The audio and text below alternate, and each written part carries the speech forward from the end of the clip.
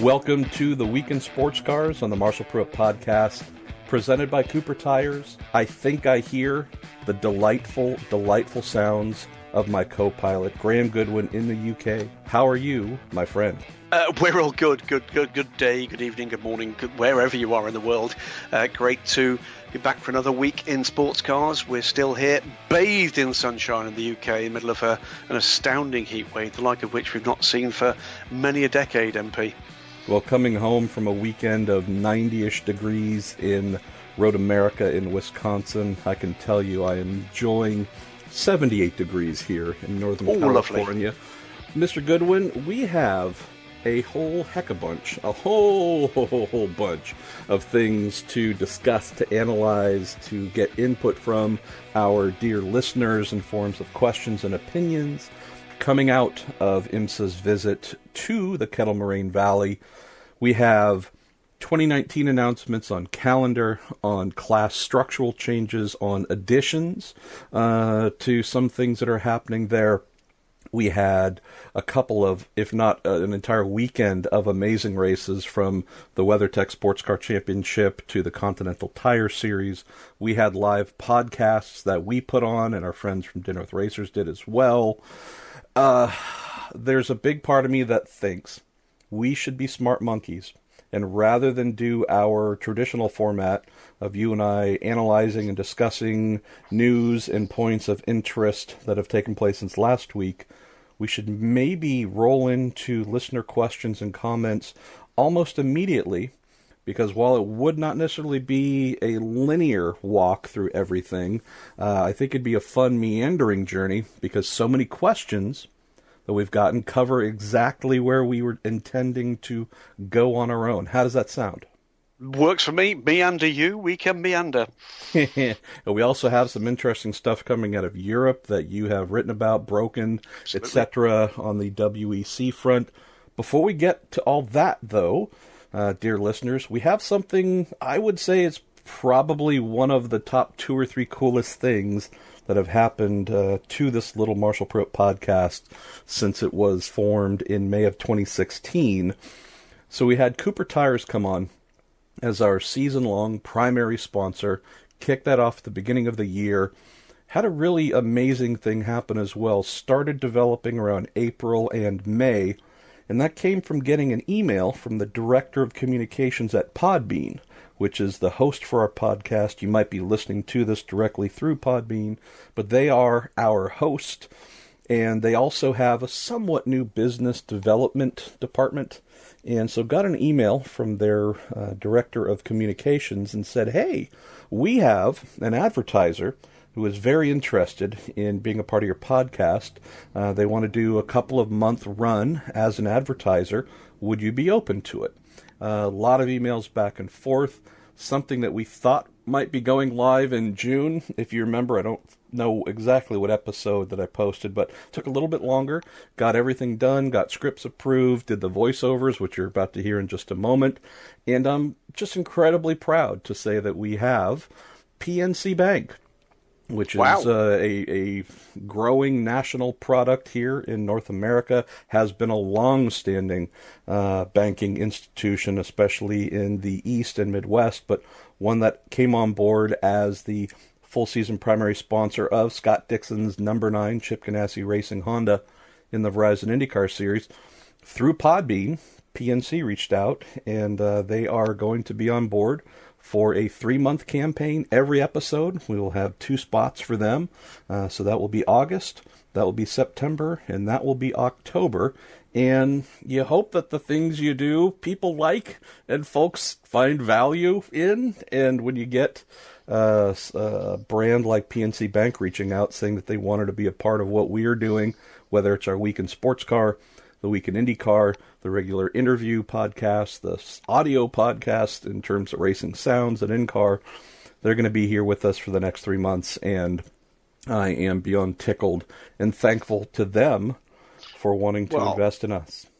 Fantastic stuff. I have to say, I think we've said before on the show, and I'll say it again right now, it was a source of utter delight when I took that trip across to Watkins Glen. The number of people that were stopping me in the paddock, spotting the Daily Sports Car shirt, maybe hearing the voice in conversation. I've got one of those faces you don't forget in a hurry either, and saying some very nice things about it. Thoroughly enjoying doing this show. It's been a delight to kind of keep the weekly cycle together and fed beautifully by some fantastic questions week in, week out, some very regular contributors, and happy to say that every single week there have been new names along too, and you are very, very welcome, and we will do our level best to wade through what is a lagoon of talented questions this week.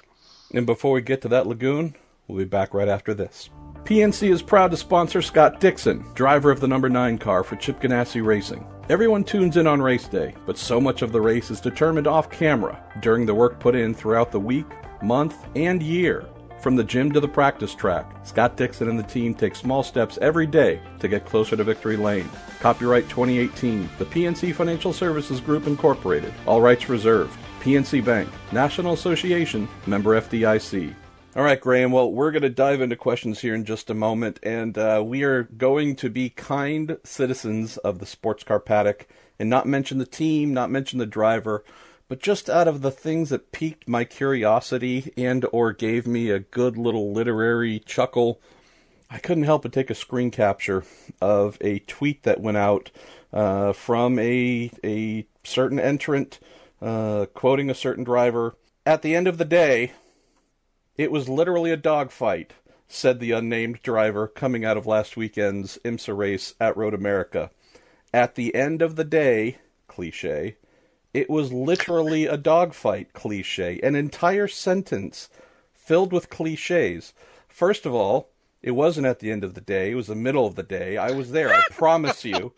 And there was not a literal dogfight. It was a... That would be interesting if IMSA just basically diversified into that kind of particular area of sport, wouldn't it? Figurative dogfight, possibly. Otherwise, we could be completely misinterpreting this, mate. Maybe everyone left too early, and maybe at the end of the day they did hold a dogfight, which I hope they didn't, because that's kind of disgusting. But I read that and just said, first of all, at the end of the day, I don't know if I have a bigger phrasal pet peeve. When I hear that, I just think at the end of the day. And then you get a group of people talking and you hear it said about 17 times in a 2-minute span. I tweeted that to a friend of mine in the PR business who said that is literally awesome. And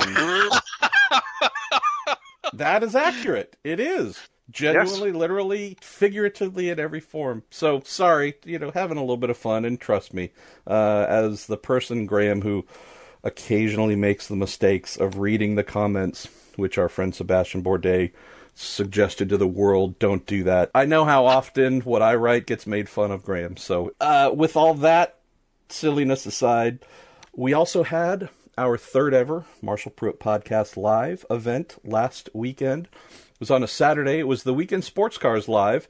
And I'll tell you, they certainly saw me. I was easy to spot. You were rather elusive, my friend, so we were hoping to have you... I'm afraid I was a no-show again. It's I'm a two-time loser on this one, aren't I? Did not fuel up the Daily Sports Car G5 and attend. Rather mad there, but did have a really good time. Thank you again for everyone who turned out.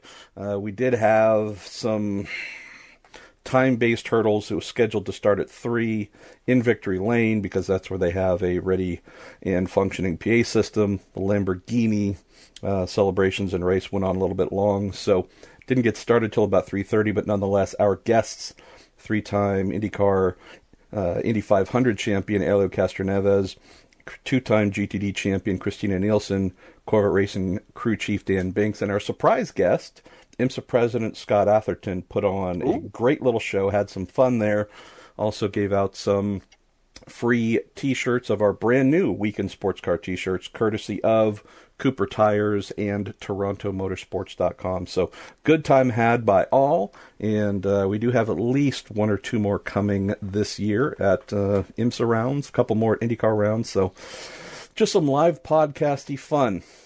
Okay, we are hitting the pause button on all non-question related conversation, Mr. Goodwin.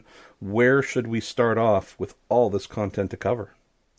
Well, I think it's fair to say that a goodly chunk of the questions, and thank you again through Facebook and through Twitter and other mediums as well being used now, fair to say that a lot of it is around the machinations of on-track activity at Road America.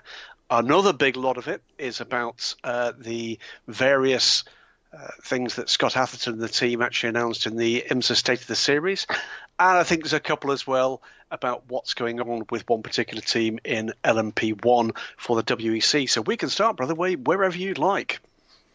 Well, at the end of the day, actually it's barely past lunch, but let's literally start. Is past yes, lunch. Yeah. Let's start, and I think we just need to always give the first question to the person who gets there first.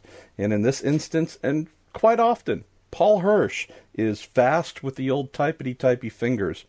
Paul says, with the prototype class splitting in IMSA, do you think there is more pressure on IMSA to retain privateers or manufacturer teams? And for those who might have missed the announcement on Friday, something that I had been trailing since May and had been written about for past couple of months, and I know you've been on as well, Graham.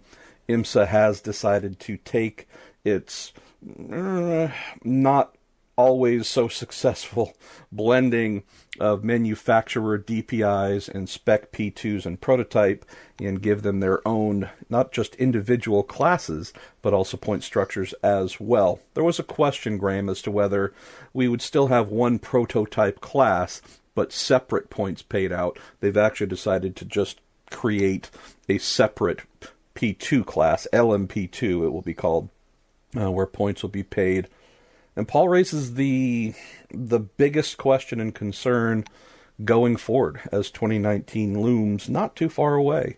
I also wrote a little commentary about this, that the split was needed. It's the best decision IMSA could make, in my opinion, but it has also led to further questions and concerns.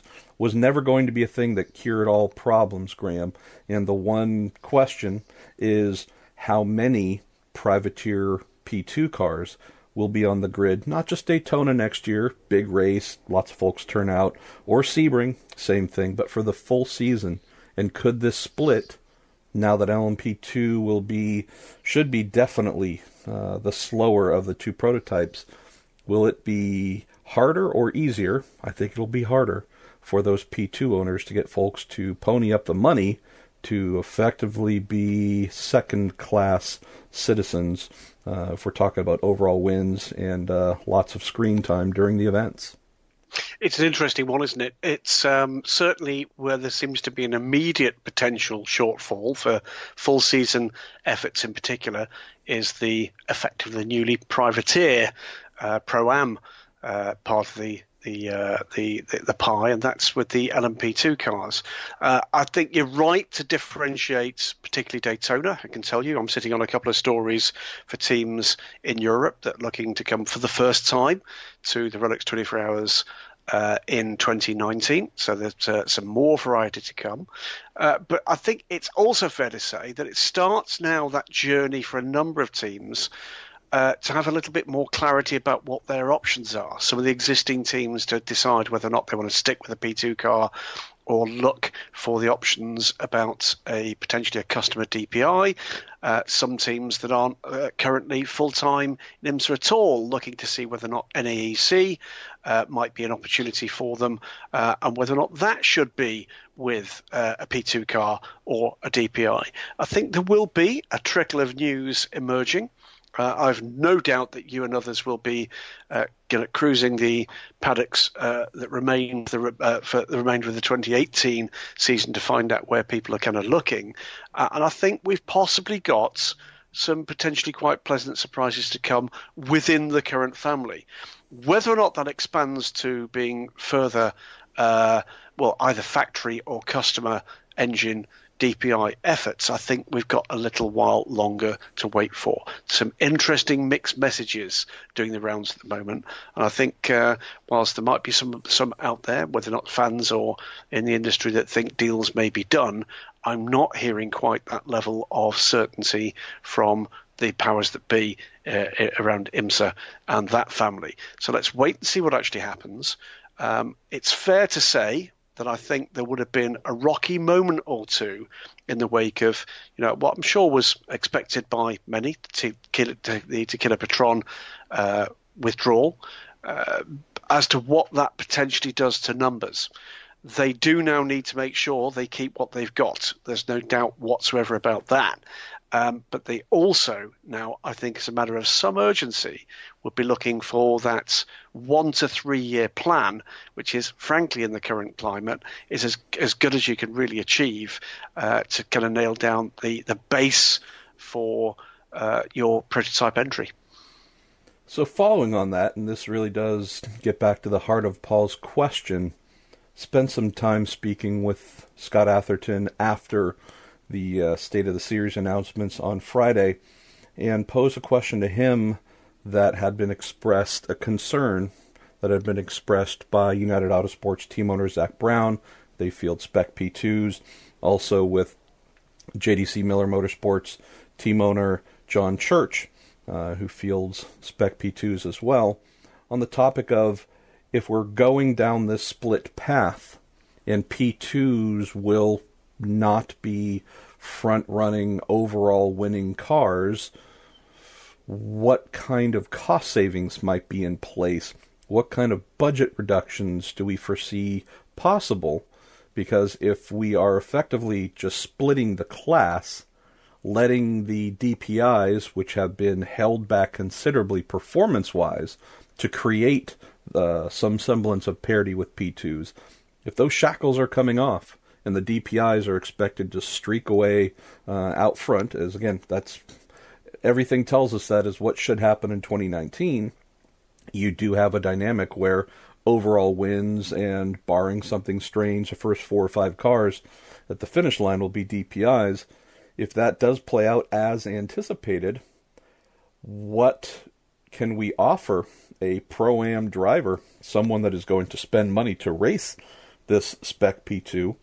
What can we offer that person in terms of a discount, whatever it might be? Because if we can't dangle the reality of overall wins in front of them, we're probably going to need something to match a budget number that better fits second-tier status. And Scott Atherton, I haven't published this, and I don't even know if I will, because we didn't have long enough of a discussion on this topic, but basically said it's something we're going to look into. It's something we will evaluate, but it is not on the front burner right now among all the other things they're trying to get ready for next year with a new TV partner, new tire partner, et cetera, et cetera. So that one, I think, honestly, Graham, is going to dictate It's an interesting couple of points you raise, isn't it? Because whilst we can, this is our want, if you like, we can be obsessed about the difference between a 10 or a 16 or a 20 car prototype grid. The reality for what is, let's face it, a reasonably small group of people at IMSA is they are balancing a whole lot of new already this year. The new TV partner, you're absolutely right. TV companies can be extremely demanding of a sanctioning body. And then this massive change, and it is a huge uplift for Michelin coming to IMSA as the sole tyre supplier for the majority of the classes, and for that matter support series as well, and massive amount of rebranding and uplift required in terms of the logistics and the systems and everything else there. This is going to be a very busy winter, and make no mistake, the winter for IMSA tends to be shorter than for most sanctioning bodies. Yeah, and so that's where, to get back to rounding up with Paul's question, that's where the concern lies. If the cost to field a P2 next year is going to be about the same that it is this year, it's pretty darn close to a DPI, yet you've taken the realistic chance of winning off the board. How many folks will step up to pay for that in the same way that they have this year? And if the answer is not as many, and we went into last weekend with, 4 spec P2s on the grid, you have to be concerned that those numbers might go down. And then we'll also add that wrote a story, believe that if some final numbers can be worked out budget-wise, that JDC could be moving towards at least one, if not two Cadillac DPI VRs for next year. If they can do that, that moves one of the leading P2 teams up to DPI. I don't know if a Performance Tech Motorsports, which is just as of yesterday, mourning the very unfortunate loss of their beloved crew chief, Frankie Parzik. Don't know if they will have the connections to get a hold of a DPI, and the same can be said for the AFS PR1 Matheson team. Core Autosport, I believe they're happy doing what they're doing. I don't know if they would have the same connections to get a DPI, so for those who are flirting with the what to do next year in the split dynamic, Graham, and wouldn't it just be easier to go up to DPI? It would, but as our next question that came in from Sean Robing asks, there's some concerns there as well. What he says, what would it take to entice the majority of current manufacturers to offer customer DPI chassis? And as you know, Graham, some of them, 3 of the 4, Acura, Mazda, Nissan, and Cadillac, the first 3, Acura, has a multi-year exclusive agreement with Acura Team Penske, so those chassis will not be getting into other hands, I believe, until 2020 would be the earliest. Mazda has said outright, until we win, or start winning consistently, we're not even considering selling the car. And Nissan, I know that since this is facilitated by the team, I am kind of sort of forgetting, Graham, but I believe team co-owner Scott Sharp told me they had something like a 3-year exclusive on that. So Cadillac has really become the only outlet to get folks into a DPI right now. And this is, again, maybe just speaking to the right now, Sean. But Graham, if we were to look forward, would it make sense to say that if IMSA were to apply some sort of regulation compelling DPI manufacturers to make X number of their vehicles available to privateers, it probably wouldn't come before the next set of regulations become effective? Well, I think that would be a sensible assumption at this point, unless you're going to backtrack and renegotiate with those manufacturers or those movers and shakers that have done those deals. They'll be in contractual form, of course. It's strange, isn't it? It's exactly the same debate that comes back time and time again, not just about DPI, but about LMP1, and whether or not the customer marketplace might be the way in which the numbers there start to actually blossom. And it is a tricky one, because on the one hand, you've got these, titans of the sports that want the best possible chance, the biggest bang for their initial buck. And it generally tends to be those titans that have done the heavy lifting of the negotiations, got into those corporate boardrooms, made those presentations, made the numbers work, found the supply chain, et cetera, and then all of a sudden, the change is made here, and there might be pressure to perhaps change the timescales that you're talking about here. But the reality, with what really just 3 seasons to go until a rule changes, I can't see that changing with existing contracts. Can you? No, so that makes me think, Sean, that what we have now, this dynamic of nobody has to sell anything they don't want to, and in some cases, some are contractually prohibited from doing so. I think this is going to be the norm until the next set of regulations come in, and even then, there's no guarantee that any of the manufacturers will agree or would agree. IMSA cannot force major auto manufacturers to sell anything they don't want to. Granted, they could stipulate some sort of clause requiring minimum homologation run of, pick the number, Graham, 10 of each model. Mm-hmm. But I think, and that would fit, the old-timey practice. Probably everyone's seen photos of, Porsche 908 Longtails, or, pick whatever model, some big queue of cars out in front of the manufacturer's plant to show that they have satisfied the racing homologation numbers. You could, of course, try and do that in the rules and say that, pick that number, 8 cars, 10 cars must be built and made available.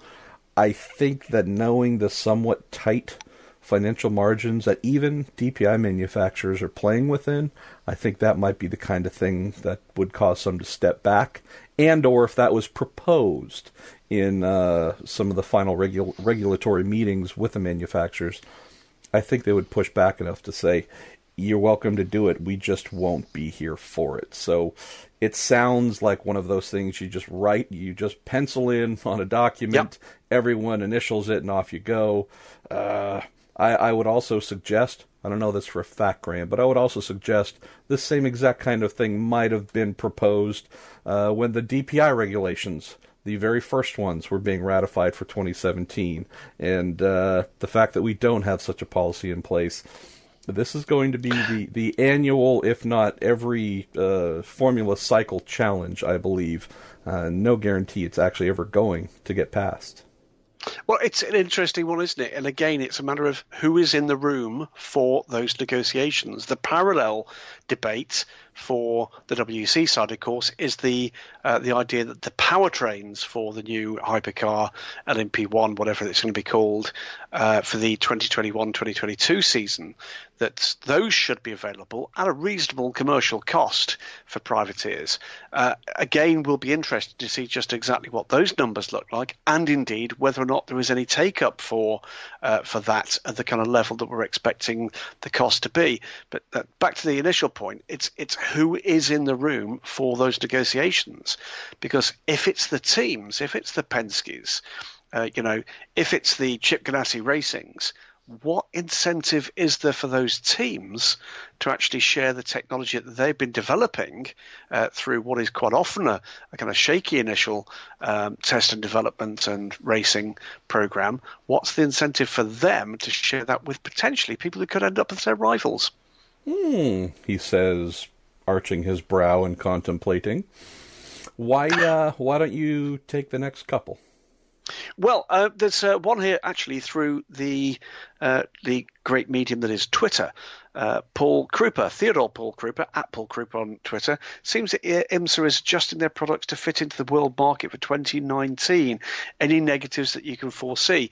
I think that's rather more an indication towards what's happening with the other major class where there's looking set to be changes, and that's GTD with the GT3 market. That's more to do with the side of things which, well, basically concerns just about every race series that features the wonderful issue of driver rankings. We might eventually, MP, get to the point where we have to put a cap of 3 times where we can mention that as well. Ooh. I don't think they are. I think they're being smart, IMSA, with this, and I think what they've looked at, we referenced it just a few minutes ago with a new TV deal and a new tyre supplier, is they've looked at their own products, they've looked at their own customer base, they've looked at their own paddock, their own stakeholders, and I think what they're doing, as you've opined a number of times in recent weeks, MP, is that they are providing, for the most part, the closest they possibly can to a good fit with those aspirations. I had a very, very sharp IMSA team principal, ring me Friday on the drive from the track to my hotel and say, interesting to see how IMSA, in his opinion, is, don't want to say distancing itself from the FIA, WEC, and ACO in terms of prototype regulations, but definitely seeing IMSA say, whether it is seeing what is best for us on the prototype front and further decoupling DPI from WEC P2s, also mentioned the everything you just stated about the driver ratings and how IMSA is going to take a greater control of that. Just mentioned how he thought and was quite pleased to see and interpret these moves announced during the State of the Series, that rather than come out with 15 different ways where a North American endurance racing championship is further towing the line with its French friends, that IMSA is indeed, on the surface, just taking further steps to strengthen its beliefs, its dedication to what its paddock need, or to what it its paddock needs, and if those things happen to coincide with the ACO and FIA's views, wonderful. And if not, well, there you go. And I had to agree with them. Not saying that they made any huge, bold statements, go the heck away, ACO or FIA-WEC, but you didn't have to look that hard, Graham, in everything that they've done, everything they stated, whatever changes they made, to realize that, they are indeed showing their paddock and the world they're taking further ownership of what they're doing and being less reliant on directions from not only across the pond, but an entirely different organization and set of sanctioning bodies. So that, to me, a very positive sign as well coming out of Elkhart Lake. Well, yeah, I think, what it comes down to is, as has been their want for many years, it is about making sure that you've got sustainability. Sustainability means you've got a more credible voice around in a negotiating table. And you and I have debated whether or not there's been the due level of respect on both sides of that table in the past. It's an interesting question to consider, isn't it? It fits in nicely, by the way, MP, with Kevin Kemp's question. What bearing does the news that Ford and Ferrari have dropped out the WEC hypercar discussions have on the future of the class and of DPI? Well, number one, it's not particularly news that they've dropped out. They've not been at the table for a little wee while. And frankly, for some of those technical group discussions, people come and people go. Does it indicate that they're not going to actually engage further down the line? Might not. Certainly there's been no announcement from either manufacturer that they're going in one particular direction or the other. Ferrari have traditionally been, how can we put this, the flakiest of manufacturers in terms of... Like a fine Italian pastry. Indeed. Ford made it very clear to start with. What they were looking for was the opportunity to find a global solution. It would appear that Ford realised that that's looking a more distant prospect at this point. Where will they go with their corporate millions in the wake of the eventual end of the GTLM GT Pro program with the Ford GT? Remains to be seen. But I don't think at this stage we should be putting corporate word 1 and corporate word 2 together and making any decision that they will definitely be doing this or definitely be doing that, because frankly what's ignored in all of that is they might just decide not to do it at all. And there you go. And that's another concern. I think we collectively, if you're listening to this podcast, I hope that you want to see whatever direction the ACO and FI take on their future LMP1 replacement, this hypercarish type thing. I believe we all want to see that succeed, because success in general, we need more stories of that in motor racing today to keep the sport healthy and alive and viable among all the other sports in the world. As you mentioned, Ferrari, they are always in the sport for themselves 100%, period, in sports car racing, I should say. If there is a big sales dynamic to it, they will be there. If they don't see it, they probably won't. Ford, as we know, and as they have stated all along, as we hear a lovely motorcycle go by outside, Ford has stated all along, if it's something they can use to play in Europe, in North America, if there is a common car they can build on the prototype level, they are in. As you mentioned, the ACO and FIA at Le Mans announced a vision that, while pretending to include North America's interests, we all found there was absolutely no intent on that. So no big surprises there. Where I am growingly concerned, Graham, is how many additional manufacturers will step away from these hypercar conversations.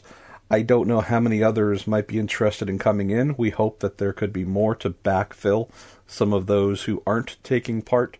But I will admit that I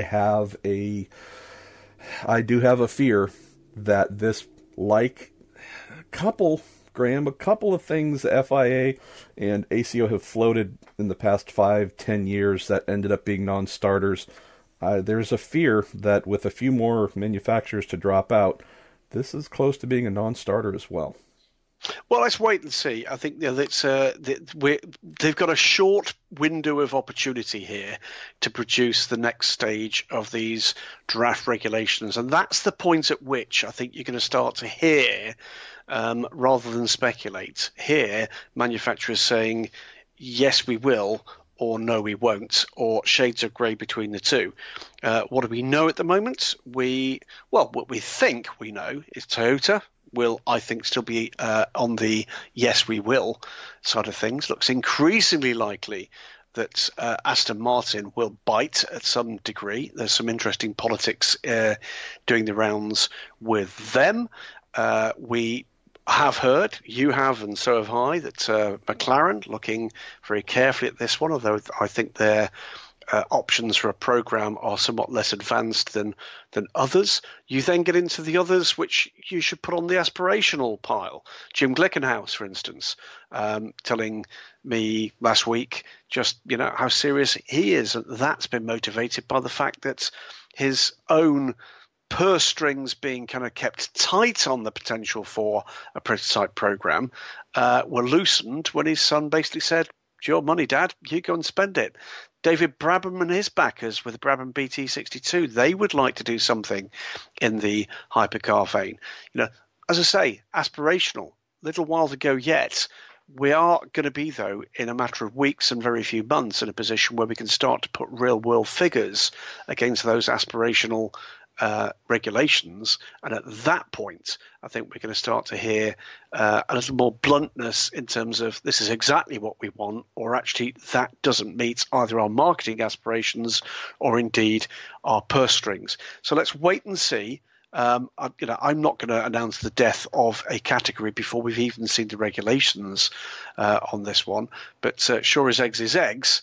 You can bet, can't you, that when we get to Silverstone at the end of next week, there's going to be plenty of questions asked of plenty of people, who'll be caught in corridors and doorways all around the fabulous Silverstone wing, in parentheses, about what their expectation is going to be when we get round two, the end of this year, when we're expecting to see more in terms of what those regulations contain, and then beyond that, with what will be a pretty rapid track for anybody wanting to bite, to do with, who is going to be in that party.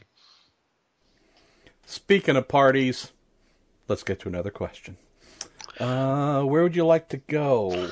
Well, let's stick with a bit of LMP1, because Patrick Thomas, first one, and not the last one, to bite on the story that's been doing the rounds this week in the wake of the entry list for the Silverstone WEC round. It's also double-headed, of course, with the ELMS. Fantastic for racers, awful for journalists that have to cover both because they're both in different pit lanes. But this is around the saga to do with TRSM, the Ginetta chassis, and the Mechachrome engine. Of course, commercial difficulties prevented the team from racing at Spa. They made their debut at Silverstone.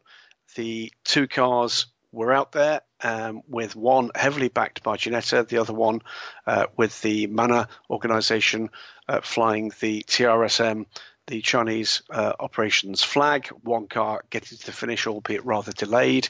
And in the aftermath of that, we were hearing throughout the week there were concerns about the performance levels coming from the Mechachrome engine. And then it all suddenly bowled over. The pan lid was, firmly launched into the stratosphere by first the news that the Ginettas will not be racing at Silverstone, followed immediately by the news that Ginetta will be testing a chassis. They have three, testing a chassis with the AR P60B engine. This is the same engine that does service at the moment in the SMP racing cars.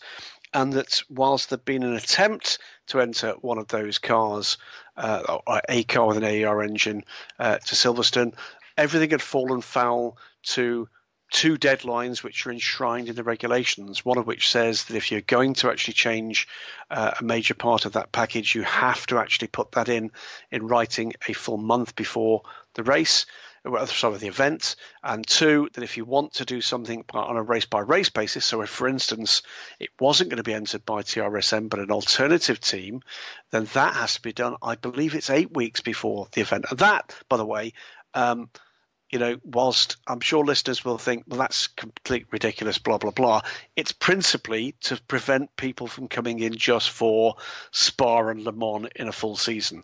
That's the reason those regulations exist. That's something that they've suffered in the past, where you'll get people coming along for the first race and then to put an entry for Le Mans, and then you never see the car again. Thankfully, that's something that's now very much in the past in sports car racing.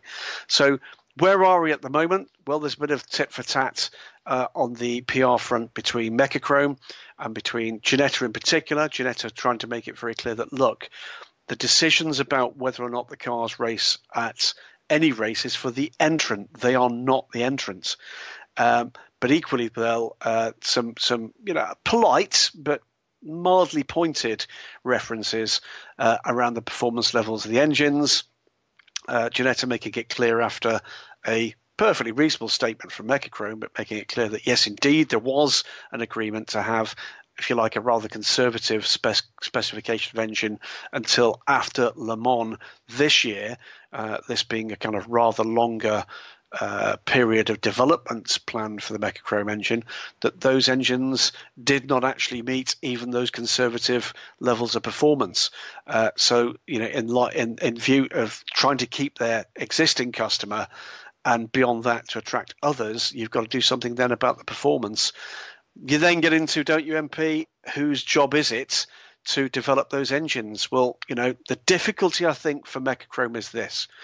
Their bills having been paid, and I believe that is the case that both TRSM and Ginetta have paid the bills to Mechachrome, they're in a different position than they normally would be. Most everything, I think I'm right in saying, in the world of Mechachrome racing engines at the moment, with the exception of this program, is a tendered one-make engine product. That's a very different kettle of fish to a very competitive, performance-led marketplace with the LMP1 side of things. And if the performance isn't up to snuff, and there doesn't appear to be, immediate evidence that it could be made up to snuff in time enough to deal with the concerns of the customers, then they're going to require some reassurance from Mechachrome, the people building the engine and therefore responsible for development and the performance of those engines. They're in a position to be able to provide that within a reasonable space of time. It looks like the conclusion was that they were not. Let's see. Where should we go next? Nicole Bitzer, she raises a question, and I'll have to admit, Nicole, there are a couple of questions like this coming from last weekend's WeatherTech race at Road America. She says the Lamborghini and Porsche contact towards the end of the race. What was that about? What is your guys' take on the Andy Lally incident? And you could apply this to questions we've gotten this week in GTLM. Hey, what the heck between the Porsche and the Corvette? And what about Porsche and the Ford? Yeah, there was, and then the Ferrari and the AMG. Yeah, it seems like there was this and that, and then what about that and this? And we'll get. Why don't we say the Andy Lally bit for the very end? Part of me, Nicole, thought that, again, among the many bouts of contact, not just limited to the Lamborghini and Porsche, I think we're facing two dynamics here. One, in GT competition in particular, although Ford has indeed won the last 4 races in a row in GTLM, BOP, for the most part, has been pretty darn close. And so we have a bunch of cars, by and large, that have been on top of each other. GTD as well. There's always 1 or 2 models that are outside of the competitive frame, but you look at the fact that we have just a few races left to go. The championship is incredibly tight. You look at the fact that BOP is not out in the wilderness so that cars are just strung out. Lots of cars on top of one another. Plus, we did have a couple of fairly solid caution periods during the race to pack everybody up. And it just struck me as a race where there was a lot of hyper aggressive driving, a little bit of dickheadedness as well, and you take That, by the way, is a great word, and that's the kind of word PR men that you should be using in those press releases rather than at the end of the day. Dickheadedness, like that. Literally. You take all those components, I think at least, Nicole, cars on top of one another because BOP is pretty strong, cars getting packed up somewhat frequently through caution periods, and some very determined driving. Hey, if I can get ahead of this person here, it might move us up a little bit in the championship with so few rounds left to do that. I don't know if I would expect to see this degree of super aggressiveness if we were, say, back at Mid-Ohio in May. So I think all those things come together, and you just had a really, really aggro race that I capped off with brutal damage done to Andy Lally's car. Andy, fighting hard, got roughed up a little bit. I'll have to admit, I don't know if he ran too wide, went too hard, and simply spun on his own into the wall, or if he was tipped at all from behind. But that, to me, was just... It was incredibly unfortunate, Graham. When you have a bunch of drivers that are, knocking carbon fiber off of one another and pounding bodywork frequently throughout the race, it can be entertaining to watch if that's the thing that you like. But when you wrap all that up with someone who's just stoved in the whole front of the car while running in a fairly good position, and with another race coming up here shortly, I just thought that was the saddest conclusion to a kind of running brawl throughout the race. Not a dogfight, though. It definitely wasn't a dogfight. Yeah, it plays, again, I'm afraid, to one of the themes that I think I brought to the show in recent weeks, which is I do tend to worry when contact isn't responded to, when there's too much, maybe no further action, whether or not that encourages the outcome that you, I think, got at Road America. Great race, don't get me wrong, but too much of this.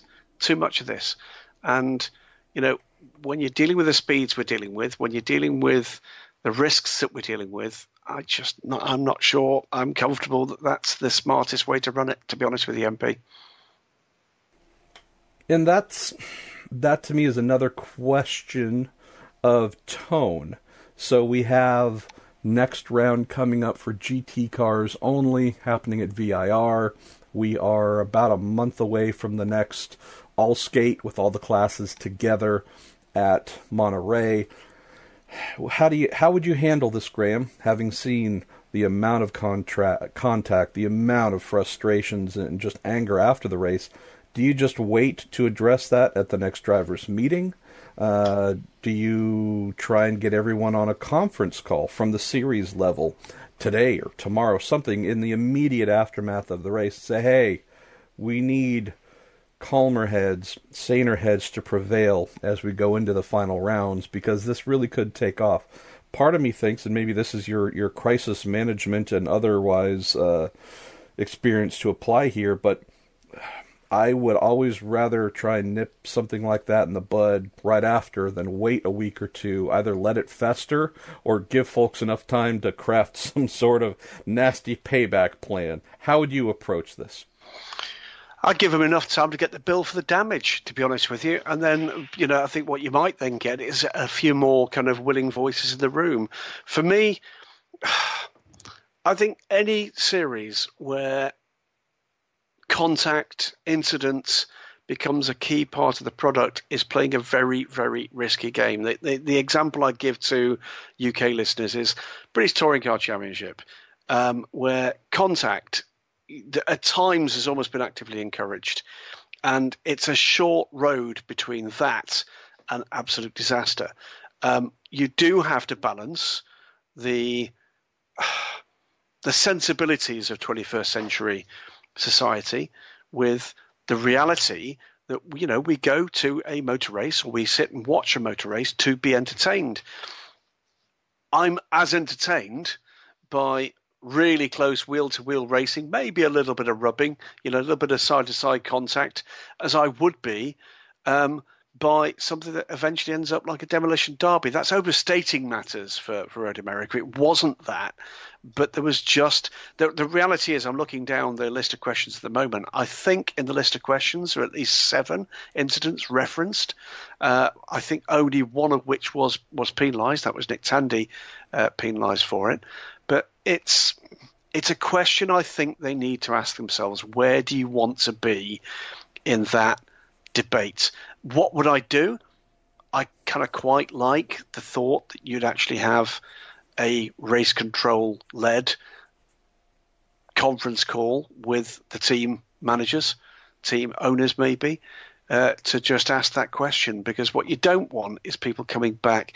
The last thing you want is people coming back and kind of picking up the baton in terms of whatever the last contact was and doing the same again. We have seen that in the past. That's not a North American thing. It's a human thing.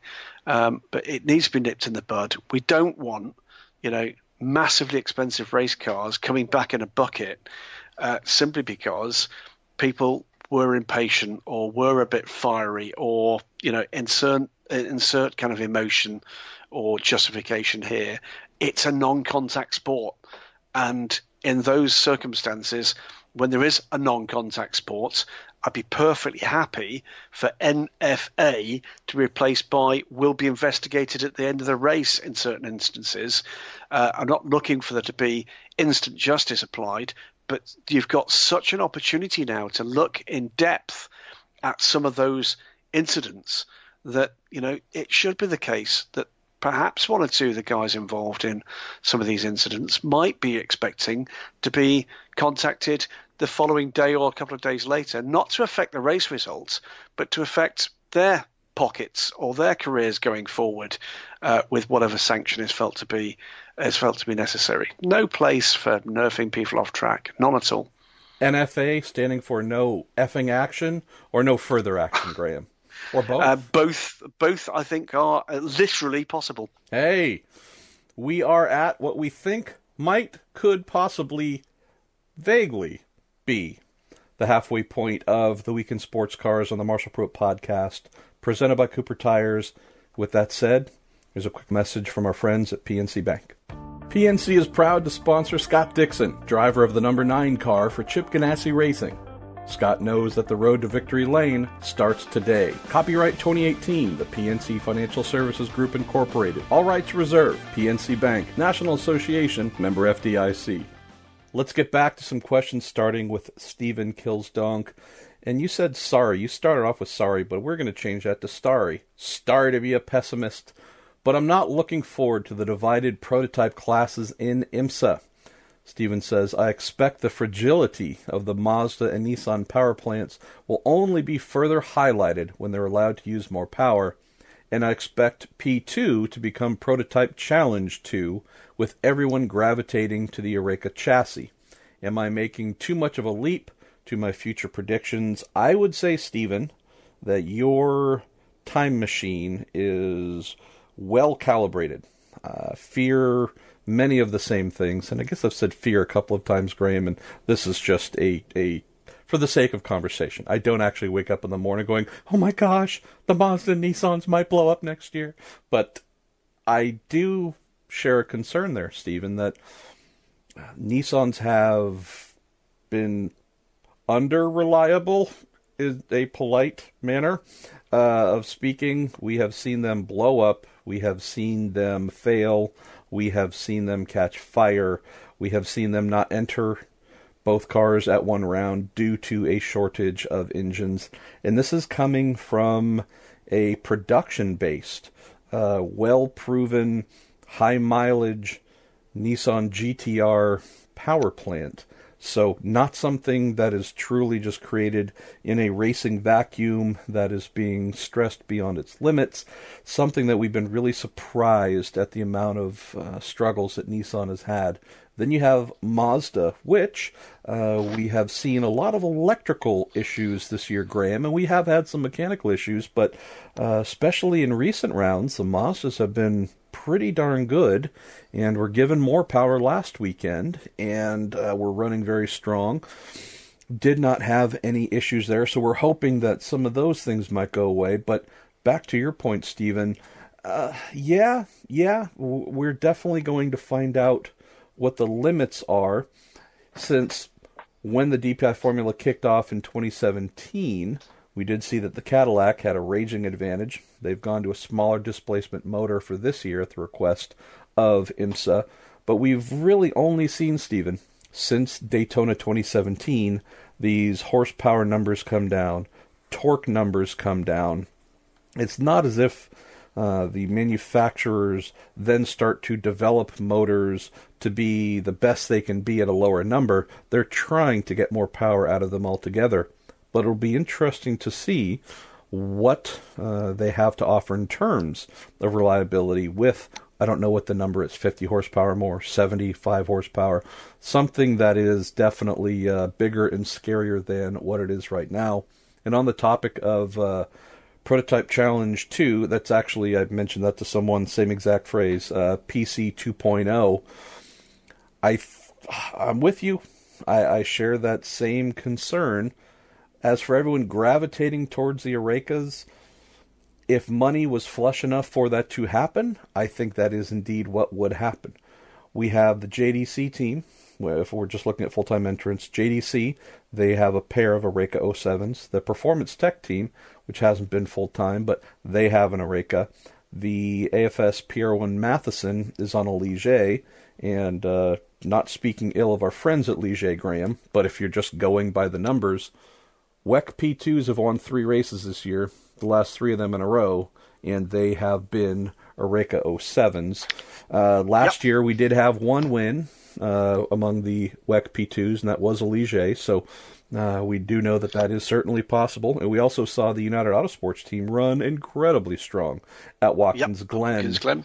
With the Ligier. So it's not as if I would say any Ligier-owning team would need to run away from what they have to go to an Oreca, but if we're just talking which teams have been the strongest, we know that that has been the Hugh de Schonack owned outfit. So, yeah, I gotta admit, Stephen, part of me wonders that by the time we get to 2020, for example, if we are effectively going to have, the modern version of the Oreca FLM 09, we will just have Oreca 07 Gibsons as the de facto choice for P2. It's a series of good points he makes, isn't it? And actually, just reeling back to the previous question about the Mechachrome thing, I think if I was Tequila Patron ESM at the moment, there would have been some very difficult phone calls with engine suppliers of late. I just don't get it. I just don't understand what has been a world-renowned ironclad basis for huge horsepower. Why they've all of a sudden hit this spot where those engines are failing, and you kind of keep coming round to something's changed here, and it's not just balance of performance. It's something has changed here. Have they got a quality assurance problem? Maybe, but I bet there's been some angry phone calls from the likes of Scott Sharp in recent weeks. Let me grab the next one, Graham, and then we'll pass off the baton to you. Michael Wallace says, "Hey guys, I read an article last week regarding the Grasser team, Lamborghini team running in GTD, running only in the Michelin Endurance Cup in IMSA. This is the first time I've heard about it. Maybe I'm late to the party, but what is it?" Well, Michael, that's just simply the rebranding of what we know today and have known as the Tequila Patron North American Endurance Cup, with Tequila Patron pulling out of all sponsorships and Michelin coming in as the new, I guess, right next to WeatherTech in terms of primary sponsors within IMSA. We have Michelin looking to take over the sponsorship of that cup itself. So that's really all it is. Nothing new, just a entitlement shift coming in 2019. And the Grasser team as well, Graham. Well, it's an interesting one, isn't it? Well, yeah, there's so much Lamborghini stuff going on, too. Well, I mean, look, lots to say about Lamborghini. Grasser Racing team under Gottfried Grasser that were responsible for the initial development in concert with Lamborghini of the GT3 Huracan, retain very close links to Lamborghini. It's very clear that Lamborghini are reassessing their options, not least because of the the new prototype regulations are announced by the ACO, whether or not that means that they will consolidate with GT3 racing, whether or not that means they're taking a look further up the feeding chain, we'll wait and see. But there's a lot more questions and answers at the moment. As for Grasser coming to a part season, a full season, if you want to call the four endurance races that, to North America, that's quite interesting.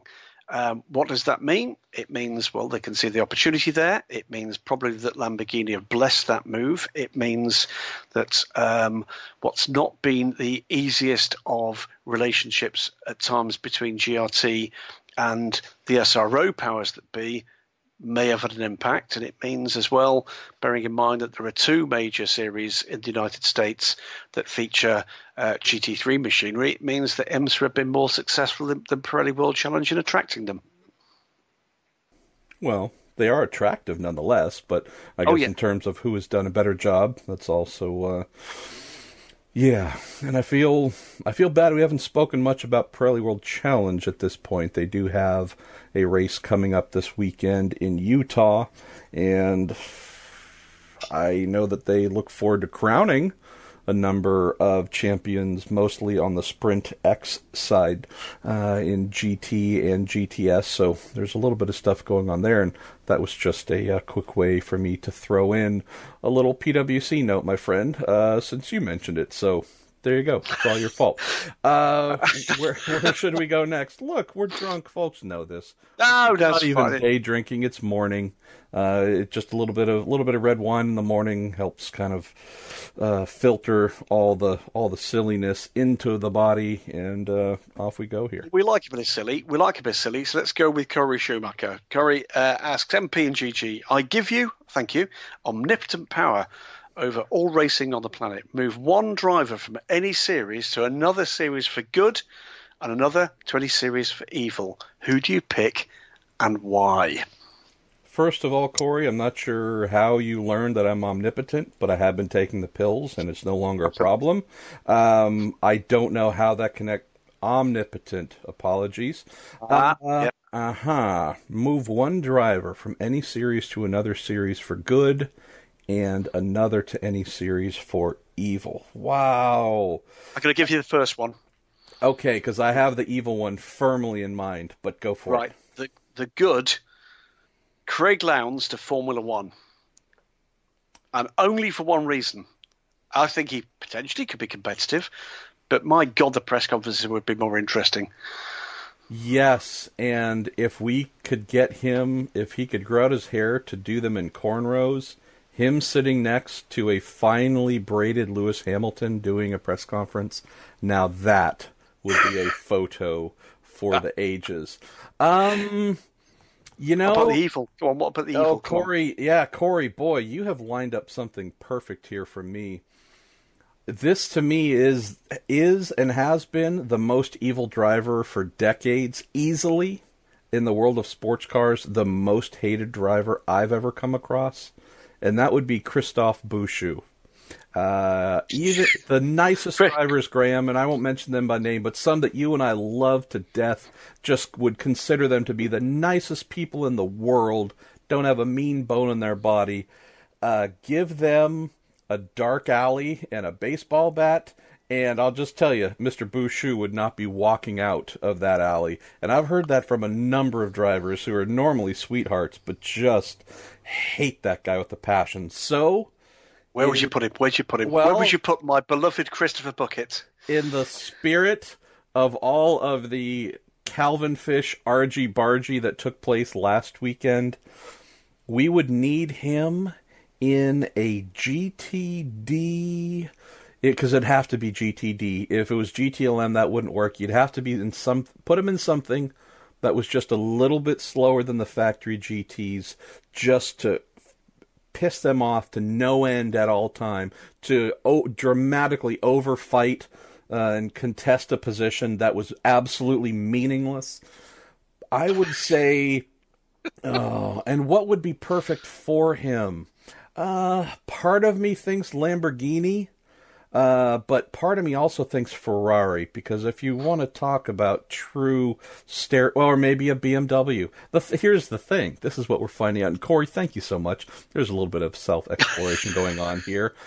What kind of stereotypes, Graham? When we think of stereotypes of, a D-bag, oh, look at that guy driving down the street thinking he's the coolest thing in the world. You can hear folks say that about almost every brand that competes in GTD. But just part of me thinks that some sort of Lamborghini-ish thing would really fit Christophe Bouchou for no reason whatsoever, shutting the door on like a Juan Montoya trying to pass in a slow corner in his Acura DPI, or just, taking the bumper off of a Dirk Mueller while he was leading GTLM just for the sake of it. I mean, the man's entire career has been built on pretending as if he's the only person on the racetrack. So if we're just talking about importing evil, and Corey, thank you again. This is an awesome question. I would say the former Level 5 All-Star, Christophe Bouchou, in an IMSA GTD Lamborghini. That right there, boy, you want to talk about post-race press conferences where cursing just becomes the norm. I think that would be the formula. Corker, absolutely spot on. Christopher Bucket, we salute you.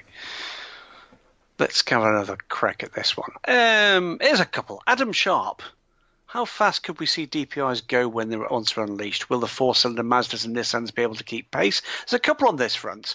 And the other question, actually, the same vein, I'm trying to find it as I look down the incredibly lengthy list, is which of these DPI monsters do we believe is the one that's been reeled in the most? One for you, MP. A bit of an obvious one, I would say the Cadillac, specifically with that 700cc reduction in capacity from 6.2 liters to 5.5. How's this? Mazda's inline turbo 4 is 2,000 cc's. Cadillac, it isn't half, but, Cadillac seemingly lost almost half the entire capacity of the Mazda, switching from what they had in 2017 to 2018. I think if you add that back in, and you also look at some of the relatively light downforce numbers that they have been forced to run with at times since they debuted in 2017, then you also look at some of the other measures. And I'm not saying all these are still in place today. I'm just trying to think of the long list of things IMSA did to try and get the Cadillacs under control, from mandating first and second gears to try and reduce torque, blah, blah, blah. There was so much being done to try and slow them down that I think if we went back to 2017 Daytona spec Cadillac DPI VR with today's tires and all the knowledge that they've gained about making that car fast, let me rephrase that. 2018 spec dampers and knowledge, but just the performance capability of the engine and such, and whatever more assistative downforce when needed, you give that Dallara what it wants, and I think that thing scares the living heck out of people. I'd also say, Graham, I'd also throw in that the Acuras, which I think have been dialed back a little bit farther than they were hoping to be, I think those Acuras are also really scary in terms of outright potential. There's something there that really strikes me as, wow, if we could have that mythical event you and I have spoken about, non-points, non-championship, uncork all the DPIs, take everything, just go, see who's got what. I think the Acuras would be pretty scary. Nissans have been rockets as well. Reliability we've already covered. Mazda's another one where I think those cars have become incredibly good, Graham. I really do. What would be interesting, once again, is to find out, okay, if you can make 650 horsepower, 700, is that 2 hour and 40 minute IMSA race horsepower? Is that 12 hours of Sebring horsepower that gets you to the end? Is that 24 hours at Daytona?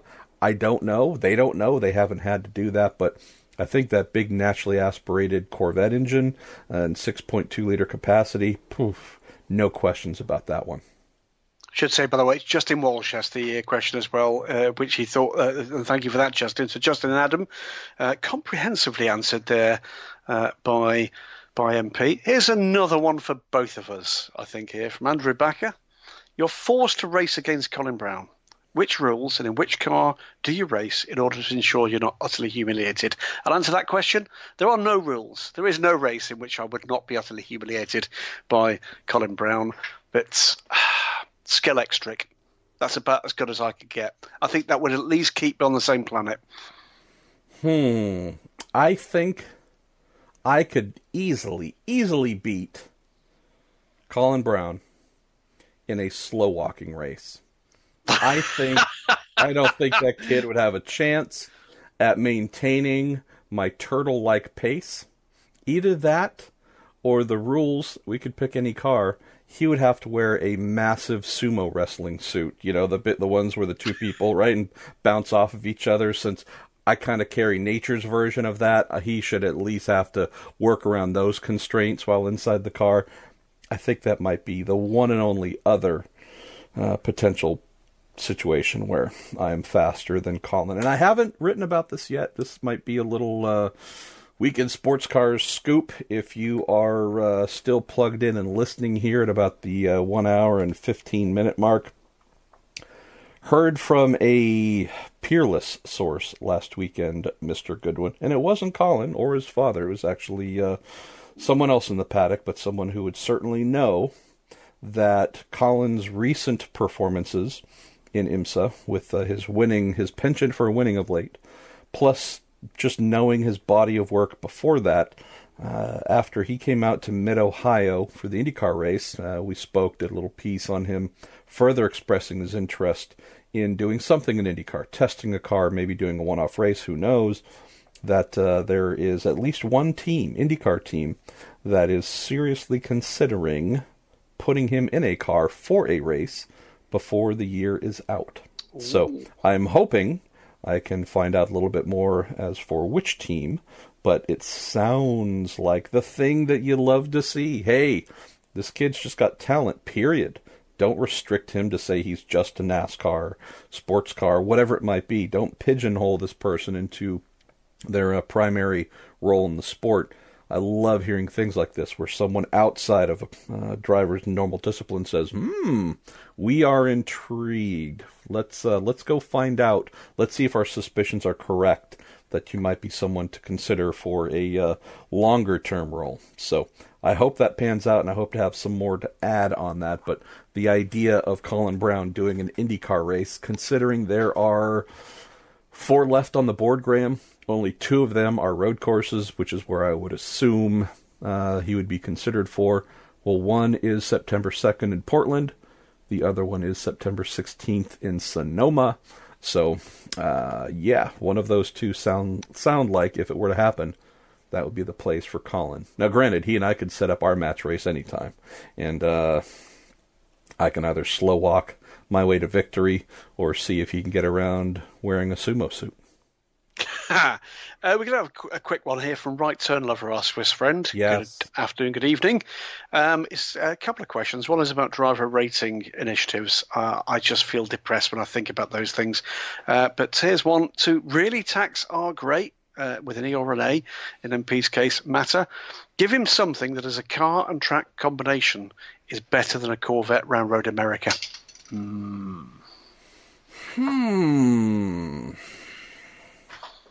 That's a good question. Yeah. Road America, by the way, it's a gaping hole on my must-visit CV. I'm trying to think. I'm going to give you one. I said I'm trying to think, so thank you, because I didn't say I was being successful I'll give you some room in thinking. I just, yes. Simply because it's evocative, simply because it's spectacular, simply because you can hear it the whole way round. It's the Mazda at Le Mans. Perfect. Just perfect. Actually, on a shorter course, that astonishing sound I could see could get pretty old pretty quickly. But because you get to give your ears a rest for every 3 or 4 minutes, when we had the winning car back at Le Mans just a few seasons ago, it was a stunning thing to behold, to be able to hear that one car on track around the entire track for several laps. Pedalled by, I think, am I right? Patrick Dempsey had a crack in that. You sure I think he did. And it was Johnny Herbert, wasn't it? Took the car around as well. And it's fair to say that Johnny's treatment of the gearbox was more spirited than Patrick's was. But amazing. I was not there in period. And to see and hear that car back at the place of its greatest triumph, that for me was an absolutely perfect combination. One of the things that might not pique other people's interest, but I found was just delightful to watch and listen to up close. And that was the sound of high-revving V8 supercars scaling the mountain, Mount Panorama. My first time there in whatever that was, 2010, 2011. Having been a long-time fan of the series and its predecessor when it was more touring car based, but watching and listening to V8s just scream over the top of the mountain, McPhillamy Park, to here, to there, the cutting and the chase, and down the hill, I should say, as well, but especially scaling the mountain, cresting the mountain, coming back down. Boy, just magic involved, first of all, Graham. It had the look of tightrope being walked and also non-attachment to terra firma as well. Cars on 2 wheels, 1, 3, none, just flying and listening to the rigors of the motor screaming, banging off rem limiters, and you name it. It was just magical, truly magical to watch up close and also to listen to. So I realize it's a yearly occurrence, and it might not sound like all that special of a thing, but at least for me, I was transfixed. And I also hope I get a chance to go back. I don't want to be the guy that just got to go once, because it was amazing, but I want to go back again. Well, I've had the opportunity to hear it. We've had some pretty close to reasonably recent spec cars in some of the support races for the Bathurst 12 hour in the 3 years that I've done it. You know, that, by the way, anybody that's listening, if you get a chance to go to any of the major meetings at Mount Panorama, take it. It is exactly what you hoped it would be. It's an absolute palace of speed. It's got a local community that embraces the importance of that facility to them and to the heritage of their local area. And it is, hands down, one of the best, least forgiving race circuits on the planet. Love it, love it, love it, and everything about it. And yes, that's another one on my racing TV bucket list, which is done the 12 hour. It's time to do the 1,000 now and see the supercars whilst they're still super. Let me go to a question thrown in here by one M. Pruett. I got to the fire on Friday. The one experienced a fuel-related fire with Pipo Durrani behind the wheel of Tequila Patron ESM's number 22 Nissan on-road DPI. And the fire had just been extinguished.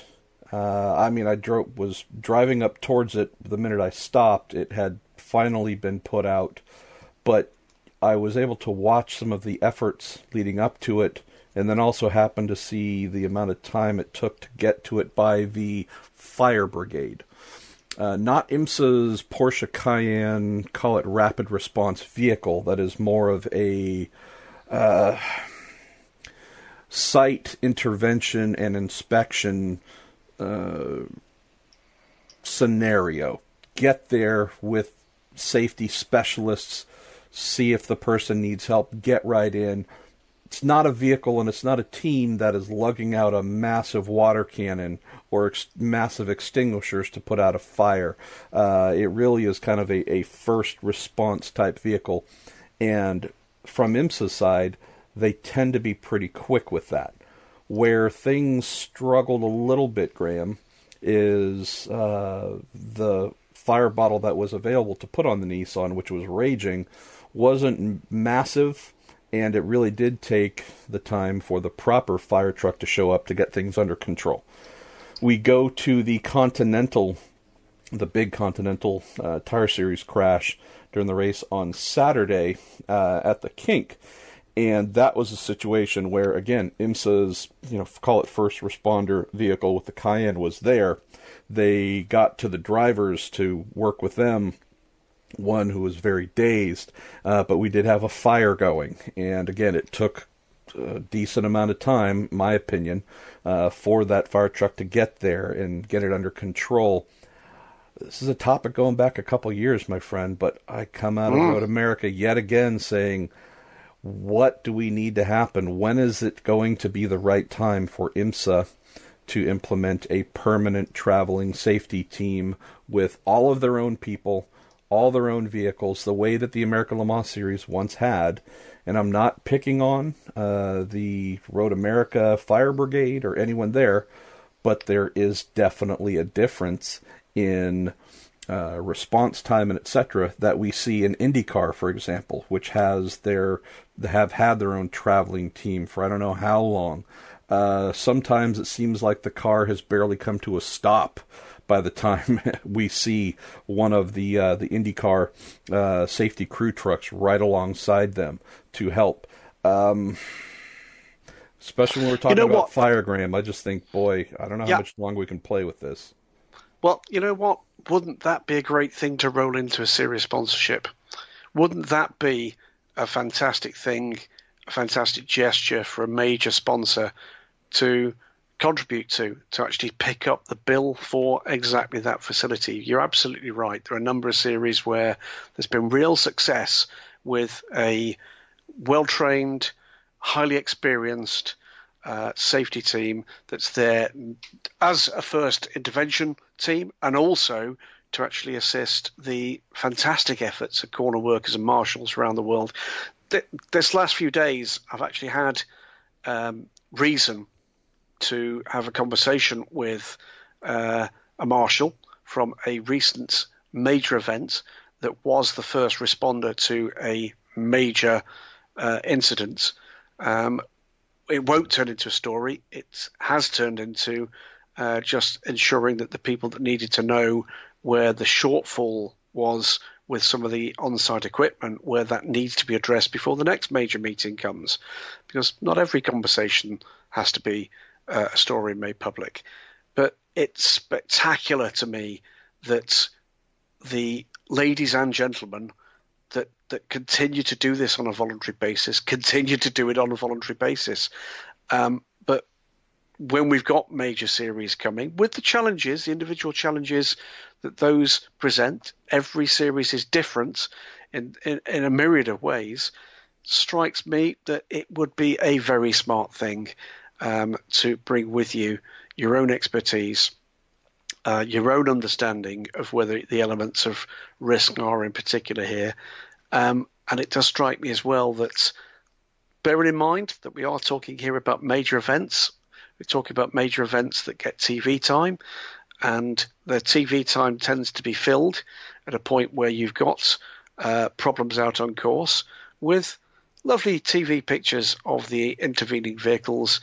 And wouldn't it be nice if a sponsor that's putting a big effort into a whole range of other things saw the opportunity on two fronts, on the front, frankly, that's in their own interest in terms of branding it, and on the front that actually make a contribution to something that can only be a good thing, that might be written into a sponsorship agreement moving forward somewhere. And I'll just mention this, and maybe it's overstating what I've already mentioned, but it makes the most sense to me, Graham, that if there's going to be a safety/fire intervention vehicle with well-trained, familiar faces in it, having that as the primary, maybe the one and only vehicle needed to show up and take command and control of the situation. That to me would seem to be the most effective way of handling major, even minor incidents, but in the two cases I cited, major incidents. When you have one vehicle show up with good or great personnel who can step out and maybe help pull a driver out if there's a fire going on, something, but the vehicle itself is not particularly equipped to deal with much else, and you have to then wait, I mean literally just stand there and wait for a second vehicle to show up and act on the whatever bigger issue is at hand. I just think the way my mind works in a linear fashion here, I say, why are we waiting on a second vehicle to do something if the first one is there but has very limited potential to rectify worsening or greater scenarios? So when I look at the big trucks, I should say, that are used in IndyCar, knowing that they have seemingly everything on them to handle anything and everything, you get one-stop shopping with trained safety personnel, medical personnel, rescue, etc., plus everything they could need all at once. There's no sitting around and waiting because this is solved at once. And if it's a huge problem, then you can send a second truck and a third truck. But yeah, the concept of we're almost always the first ones there, but we have limited capabilities to address the issues going on. I just hope we don't have to see a worst case scenario come to light for us to have action taken. Let's hope that's the case. Let's go a little bit lighter. Luke Birkin, a famous racing name, Birkin, not Luke, obviously. But if you had access to a time machine that could only take you to motorsport events, that's a very restricted market, which three would you pick? His would be, Luke would go to 1985 Rally Finland to see the Group B cars, 1955 Mille Miglia to see Sterling Moss win, and the 1929 Le Mans to see his namesake win in the Big Bentley. There's certainly at least one Le Mans back in the day there. You know what, as well, I'd like to go back into the glory days of Mount Panorama, and the Bathurst 1000 would be another one for me. And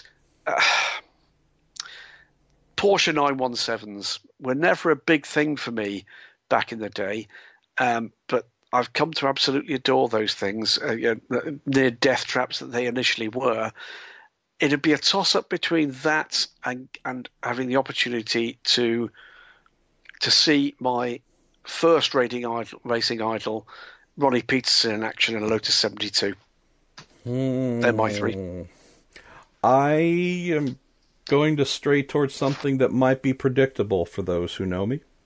The first one would be France.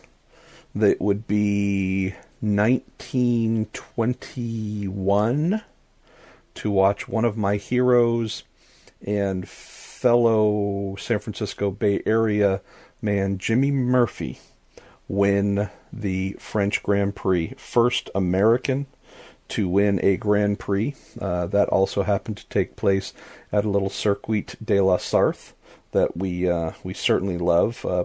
This was just prior to it becoming a certain endurance race, but I would go back in time to France, Le Mans, 1921, to watch Jimmy win that race in a Duesenberg, also knowing that having rolled the car pre-race, he was reportedly, and there's a little bit of conjecture about this, but lifted into the car, was wrapped up and bandaged heavily with broken ribs, and I believe that race took 6 hours. This is off the top of my head, I apologize, but it just sounded like the most grueling thing imaginable. So watching one of my heroes achieve the first American to win a Grand Prix, I think that would be amazing, and also in an American car.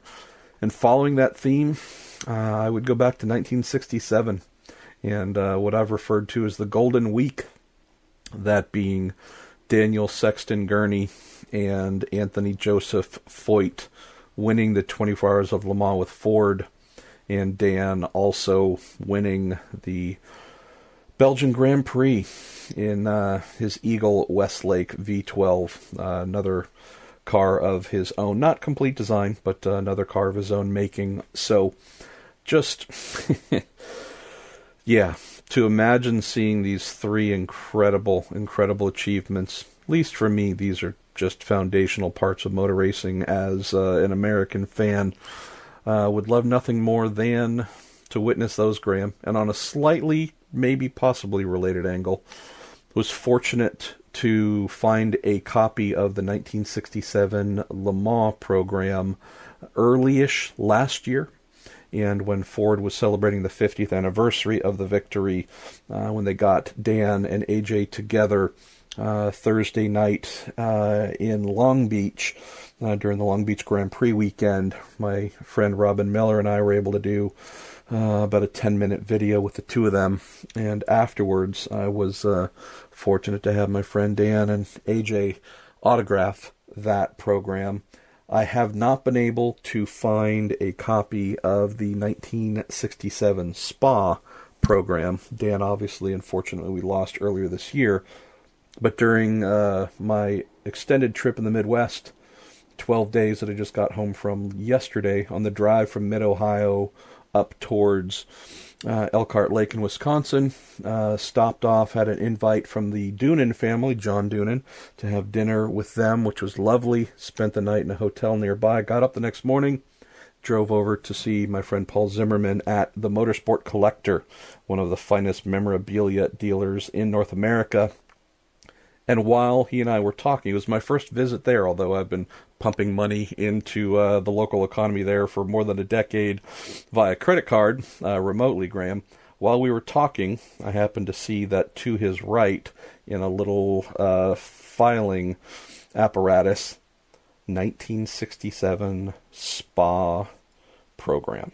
So, Paul and I are going to continue to negotiate what that might cost me, but I'm hoping that will one day become mine, and then I can have programs from 2 of the 3 events that I would go back in time to witness firsthand. Well, talking about the kind of iconic race circuits, not yet iconic events, but 2 people came back with almost exactly the same question. David Schutz, and at the other end of the social media spectrum, Tomasz Kubiak.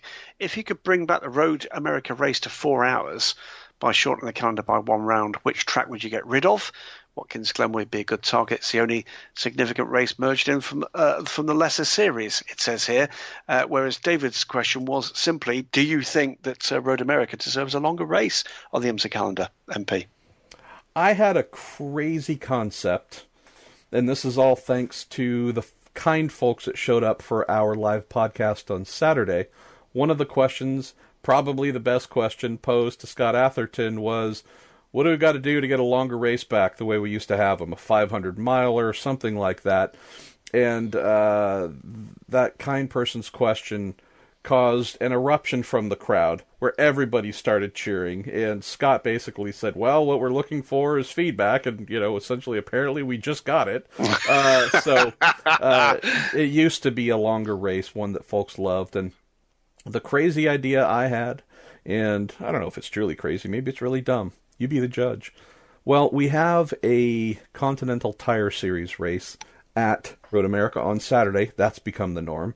We have a morning practice, free practice 3 for the WeatherTech cars. Then we have a somewhat early qualifying session, which kicks off somewhere around noonish, 12:30, is over by, 1:30, 2 o'clock or so. Then we go into the Conti race. There isn't a lot of serious WeatherTech Championship on-track activity on Saturday, though. It's saved for Sunday, and it's a little bit of a late start, too. I think we went racing at 1:30 or so. Part of me says, Graham, what about the possibility of just restructuring things, making Friday 1 or 2 practices in qualifying to close the day? Why don't we do a standard length 2-hour, 40-minute race on Saturday, since we have cleared all other WeatherTech activity from the day there, and just use that time effectively to put in a standard length race, and then maybe Sunday, and get that over early, have the Conti race go after, but give teams enough time to be done by 2 o'clock, 3 o'clock, something like that. and then roll into maybe a 6-hour on Sunday. As long as we give teams enough time to turn their cars around, to replace carbon brakes, whatever it might be, but to adequately service the cars without overtaxing the crews. It's one of the most beloved stops on the IMSA calendar, on any track's calendar. One of the most appreciative and passionate fan bases you will find for any series that shows up. I just think it might not be too insane that if IMSA is ever looking to add more to its calendar without adding an actual extra stop and trip, there's no more hotel dates required. You're packing this into the same event.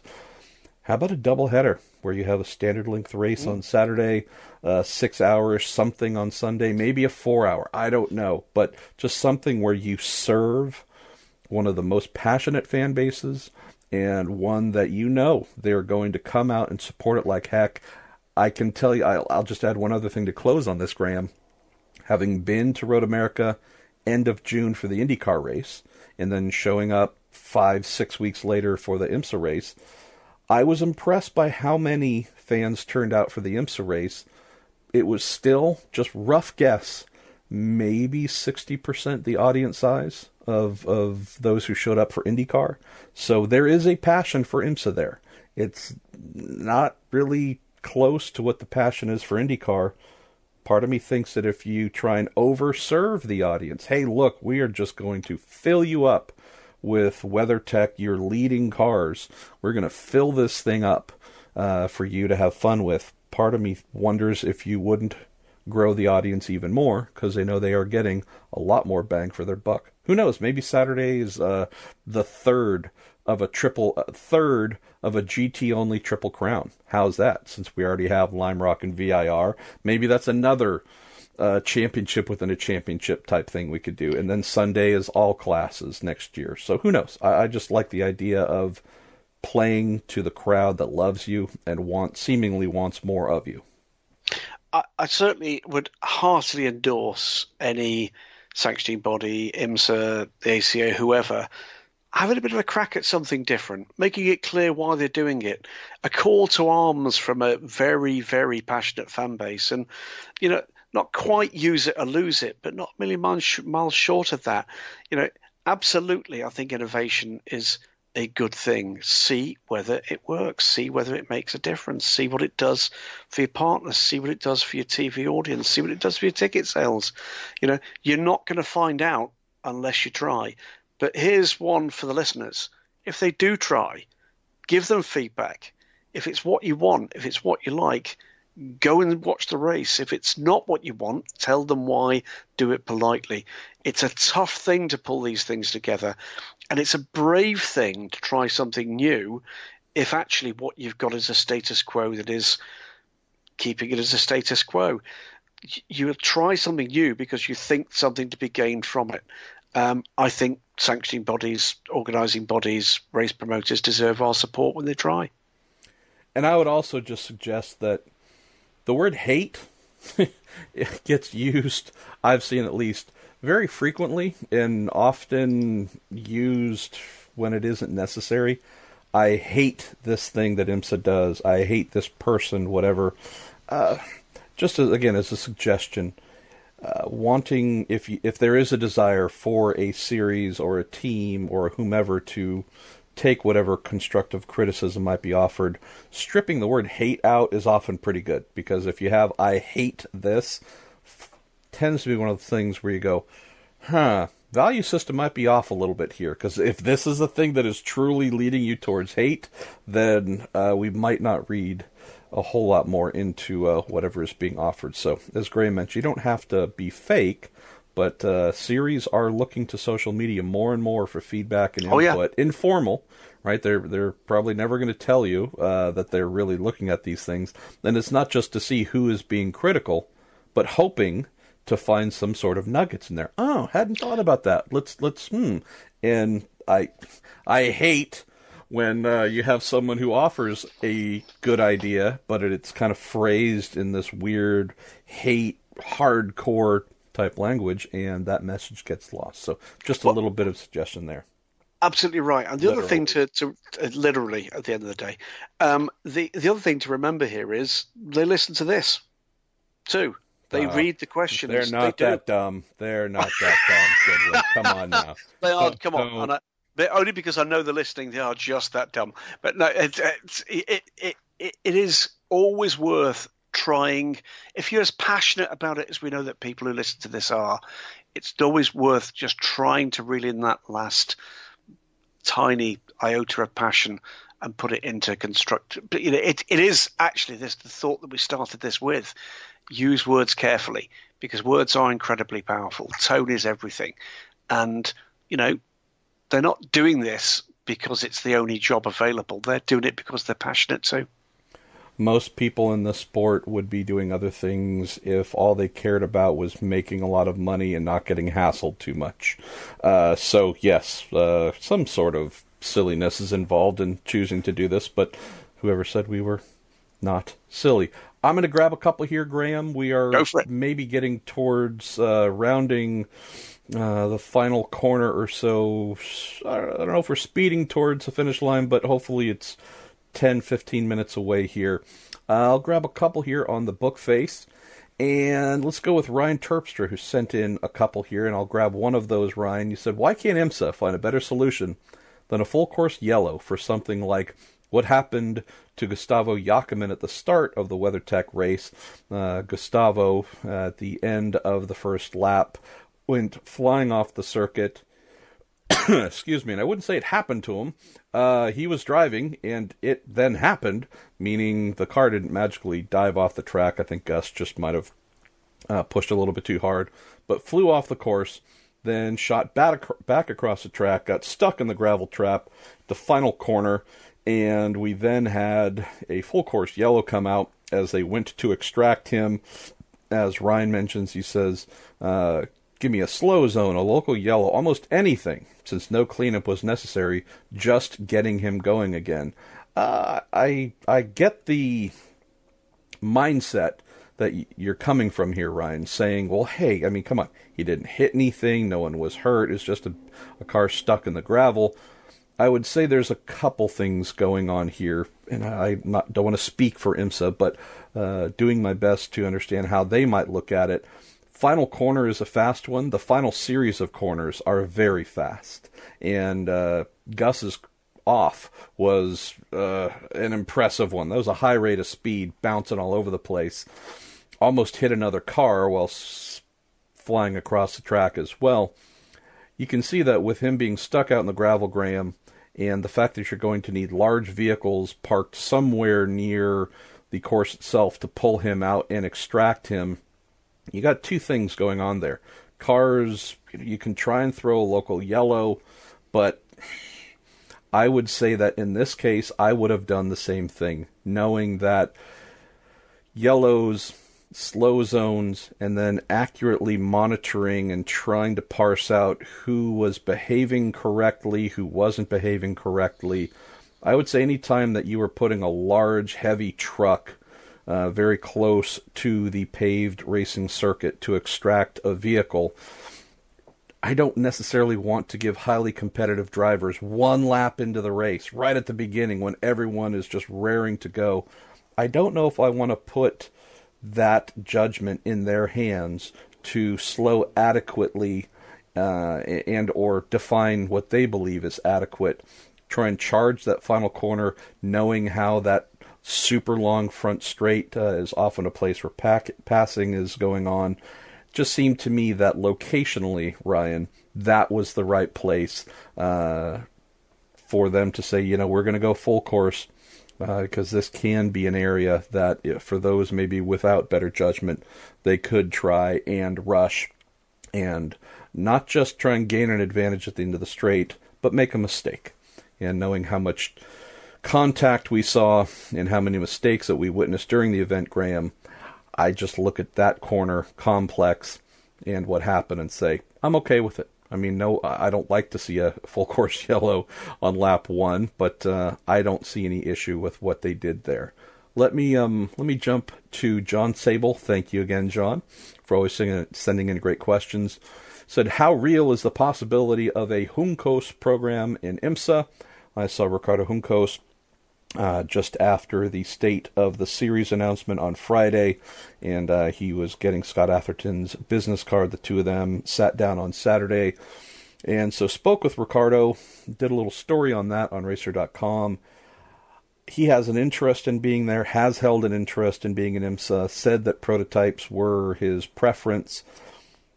Coming back to your how real is the possibility, at least from what Ricky told me, John, he seemed to think that there were enough drivers expressing interest from Latin America that there could be something there. And it's not as if he is made from money by any means. He is genuinely a self-made man, but he does have some very strong supporters and I believe some potential investors from his home country of Argentina to possibly make that happen as an expansion to his IndyCar and Mazda Road to Indy teams. So as for real, Ricardo does not do anything unless there is someone paying for it, which is the smart way to go motor racing. It sounds like he is feeling that there is definitely a real possibility this could happen, and I hope that he does. And I also told Scott Atherton, I don't want to say privately, because I've mentioned this to a number of people, John, but Ricardo Juncos is the kind of owner that IMSA needs, that every series needs, because he represents the best of what the sport is about, and he is a heck of an advocate for whatever series he is in, and has had the ability to bring in a lot of new drivers and new names into whatever series he has tackled, whether it's Pro Mazda, Indy Lights, IndyCar. So he is an action guy. He is someone that makes things happen and also tends to bring a lot of new things with him that improves the sport. So on that alone, John, I hope that all the good indicators Ricardo is seeing and feeling to lead him to meet with Atherton and come up there with a list of 80 questions that he had for him.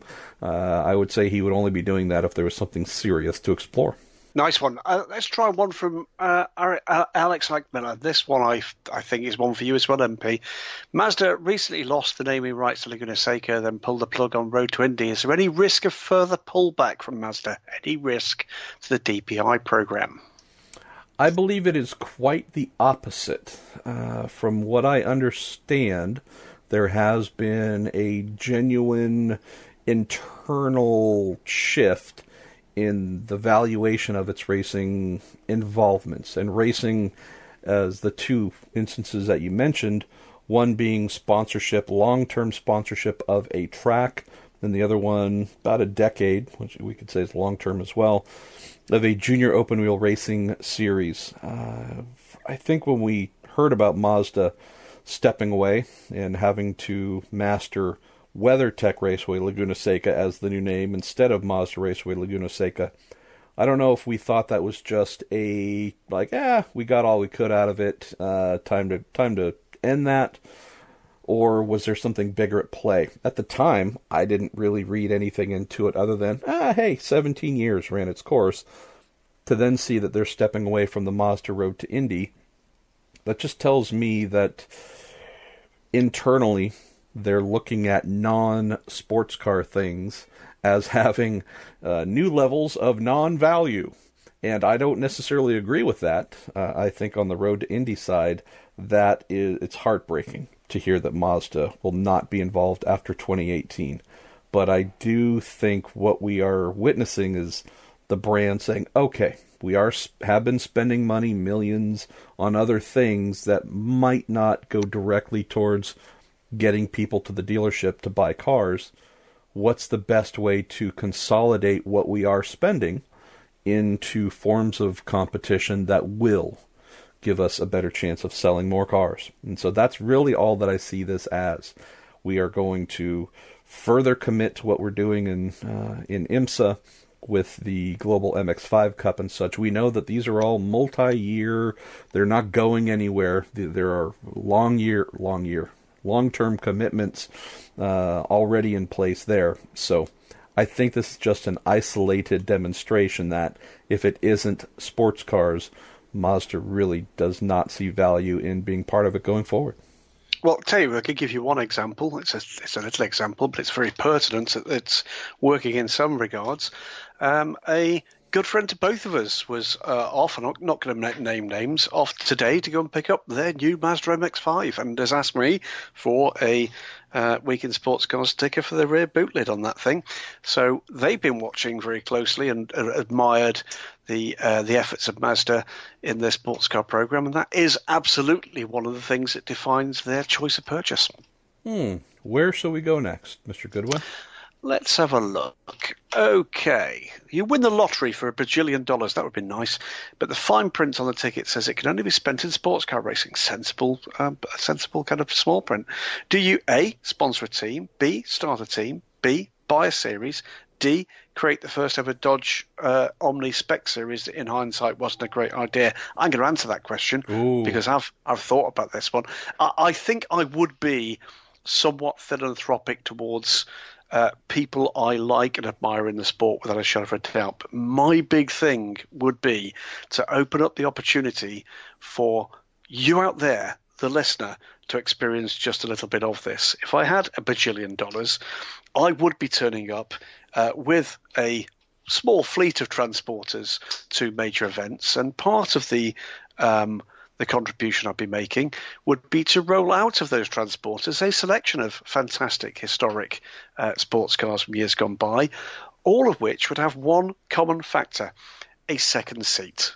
And I would be offering the opportunity through my philanthropic outlook for real-world spectators to get an opportunity to get a fast lap in something like a long-tail McLaren or something of that ilk. That's what I would do with my bajillions.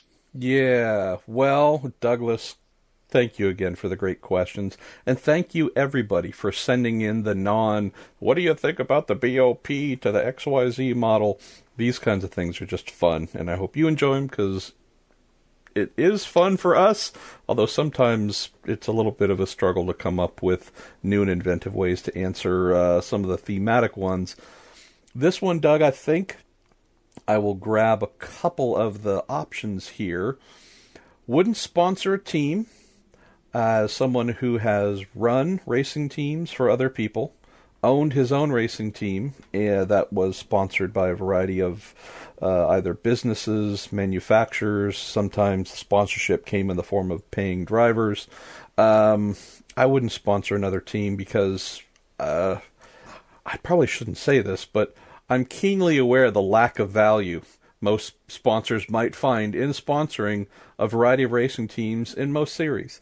B, I wouldn't start a team because I've done that, and whether starting my own or putting together a team for others, done that part, enjoyed it, don't ever want to do it again.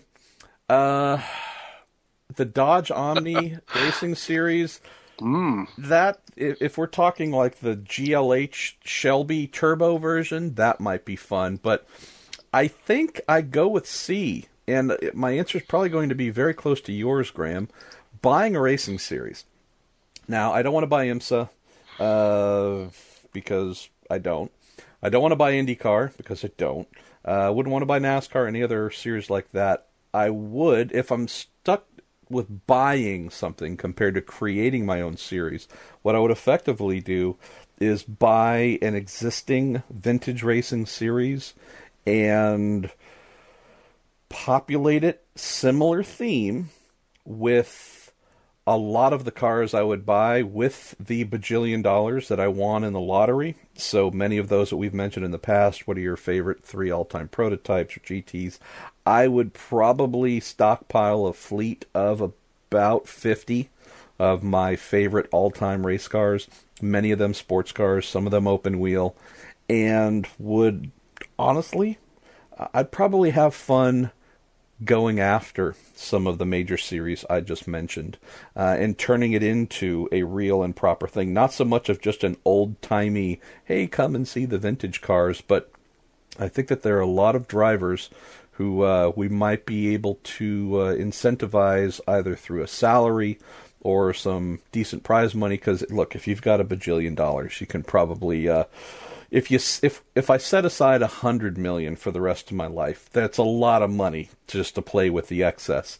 I think we could have some real fun here with Patrick Long, again in a Porsche 917, going up against Alessandro Balzan in a Ferrari 512, and just on and on and on.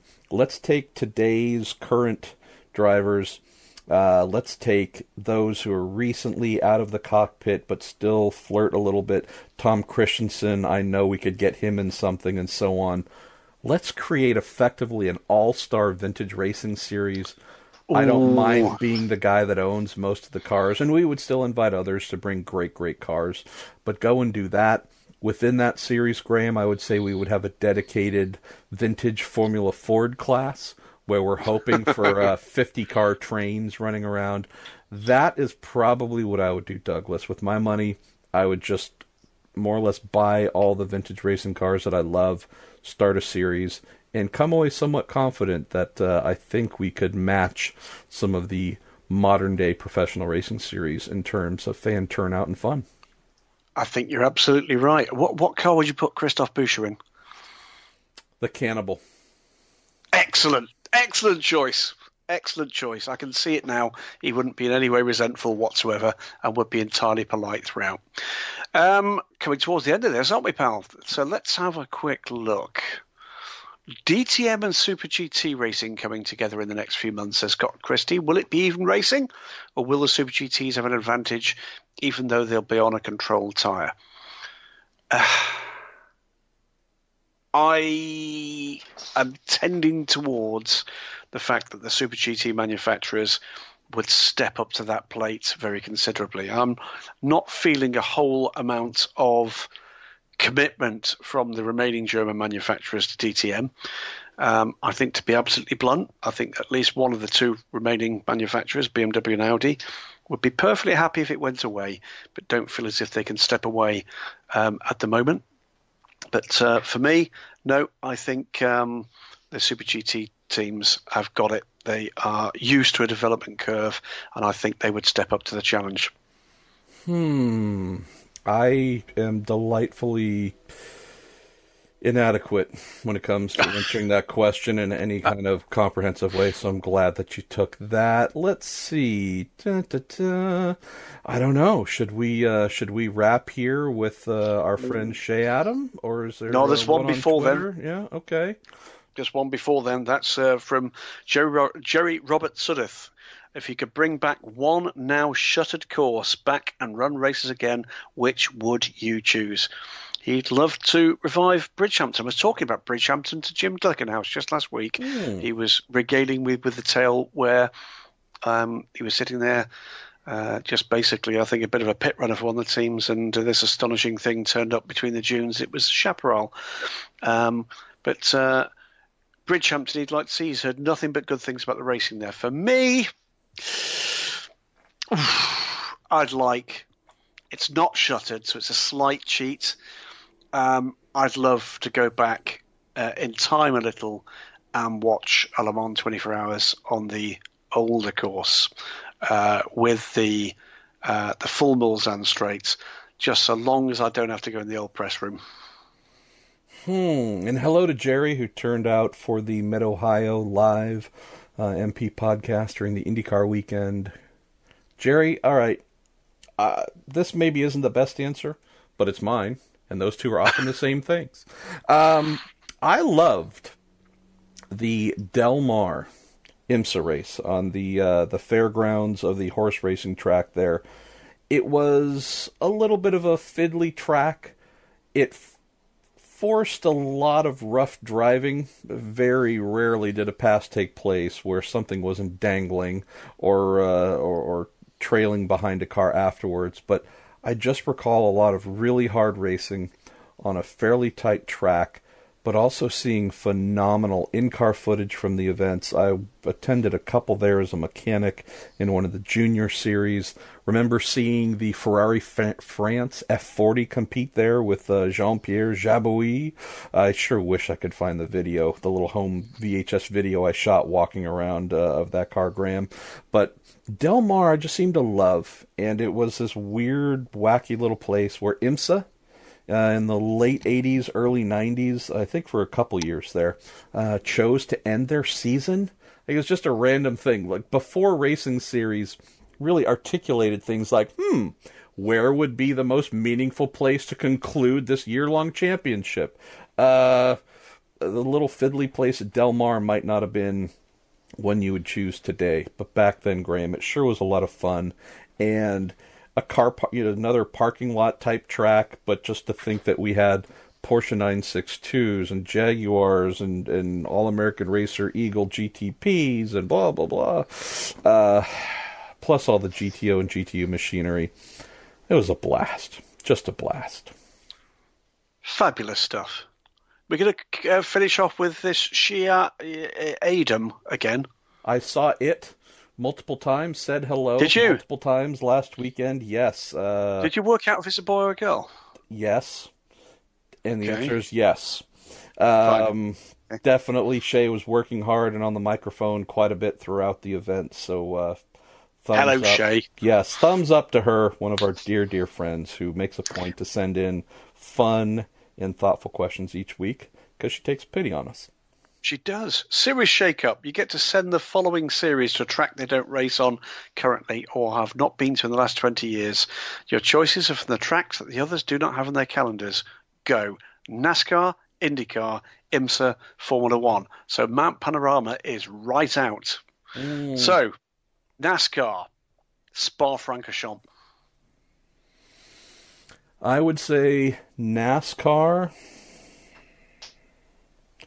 Sebring. Ooh. IndyCar. IndyCar, Daytona Oval. Ooh, that's a good call. I'm going to struggle to do better than that, other than saying Spa-Francorchamps again. IMSA. Let's go with Interlagos. That's a good call. I'm going to go for Bahrain under the lights. I think that could be very cool. An under the lights race. F1. I would say that's possibly the easiest of all to answer. Watkins Glen. Oh, well, maybe Watkins Glen. I think Talladega. Ah, yes. Yes. A Ricky Bobby entry is coming for sure to that happening.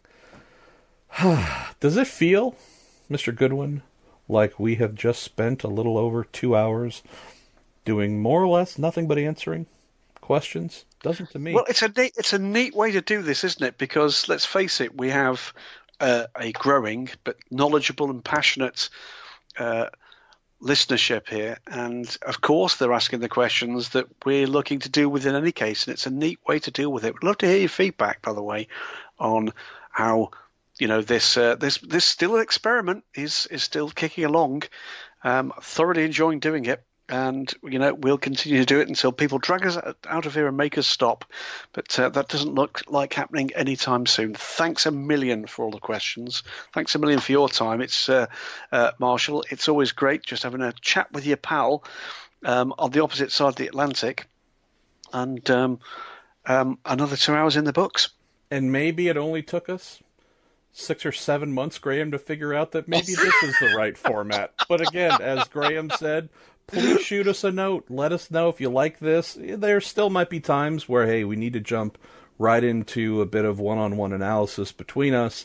But for the most part, if you think this, mentioning getting business out of the way quickly up front and then essentially being driven by your questions for the rest of the episode to cover whether it was a race, whether it's news, maybe that's the way to go. And if so, let us know. Give us thoughts. The cool thing about doing what we do here with our little Week in Sports Cars podcast is we can change. We can change back. We can do whatever you want. We just sit here and blather on and hopefully keep you amused until the end. So, with all that said, thank you again for listening. Thank you again to Cooper Tires for their year-long patronage. Thank you to PNC Bank for stepping up and saying, hey, we want to be a part of what is going on here. And keep in mind, the whole reason Cooper Tires, PNC Bank, our friends at Toronto Motorsports, all the other sponsors and advertisers we have had this year, they're here 100% because you all listen and they value you and hope to connect with you in some way, shape, or form. So this isn't blowing smoke and it isn't pandering, but we have more folks that are coming in to support what we're doing here because of you guys. And so for that, we are both genuinely thankful. Mr. Goodwin, I will look forward to speaking to you next week, and maybe IMSA will have another State of the Series announcement, and who knows what all is going to happen from there. Yeah, and by next week, MP, I'll either be en route or actually there at Silverstone for the resumption of hostilities with the FI World Endurance Championship and the ELMS, for that matter. Looking forward to that like a hole in the head. Two crews of photographers, two crews of reporters in entirely different pit lanes, and entirely different paddocks, and entirely different press rooms on the same circuit. Always a pleasure. For Graham Goodwin, I am Marshall Pruett. This is the Week in Sports Cars presented by Cooper Tires on the Marshall Pruett Podcast. We'll speak to you next week.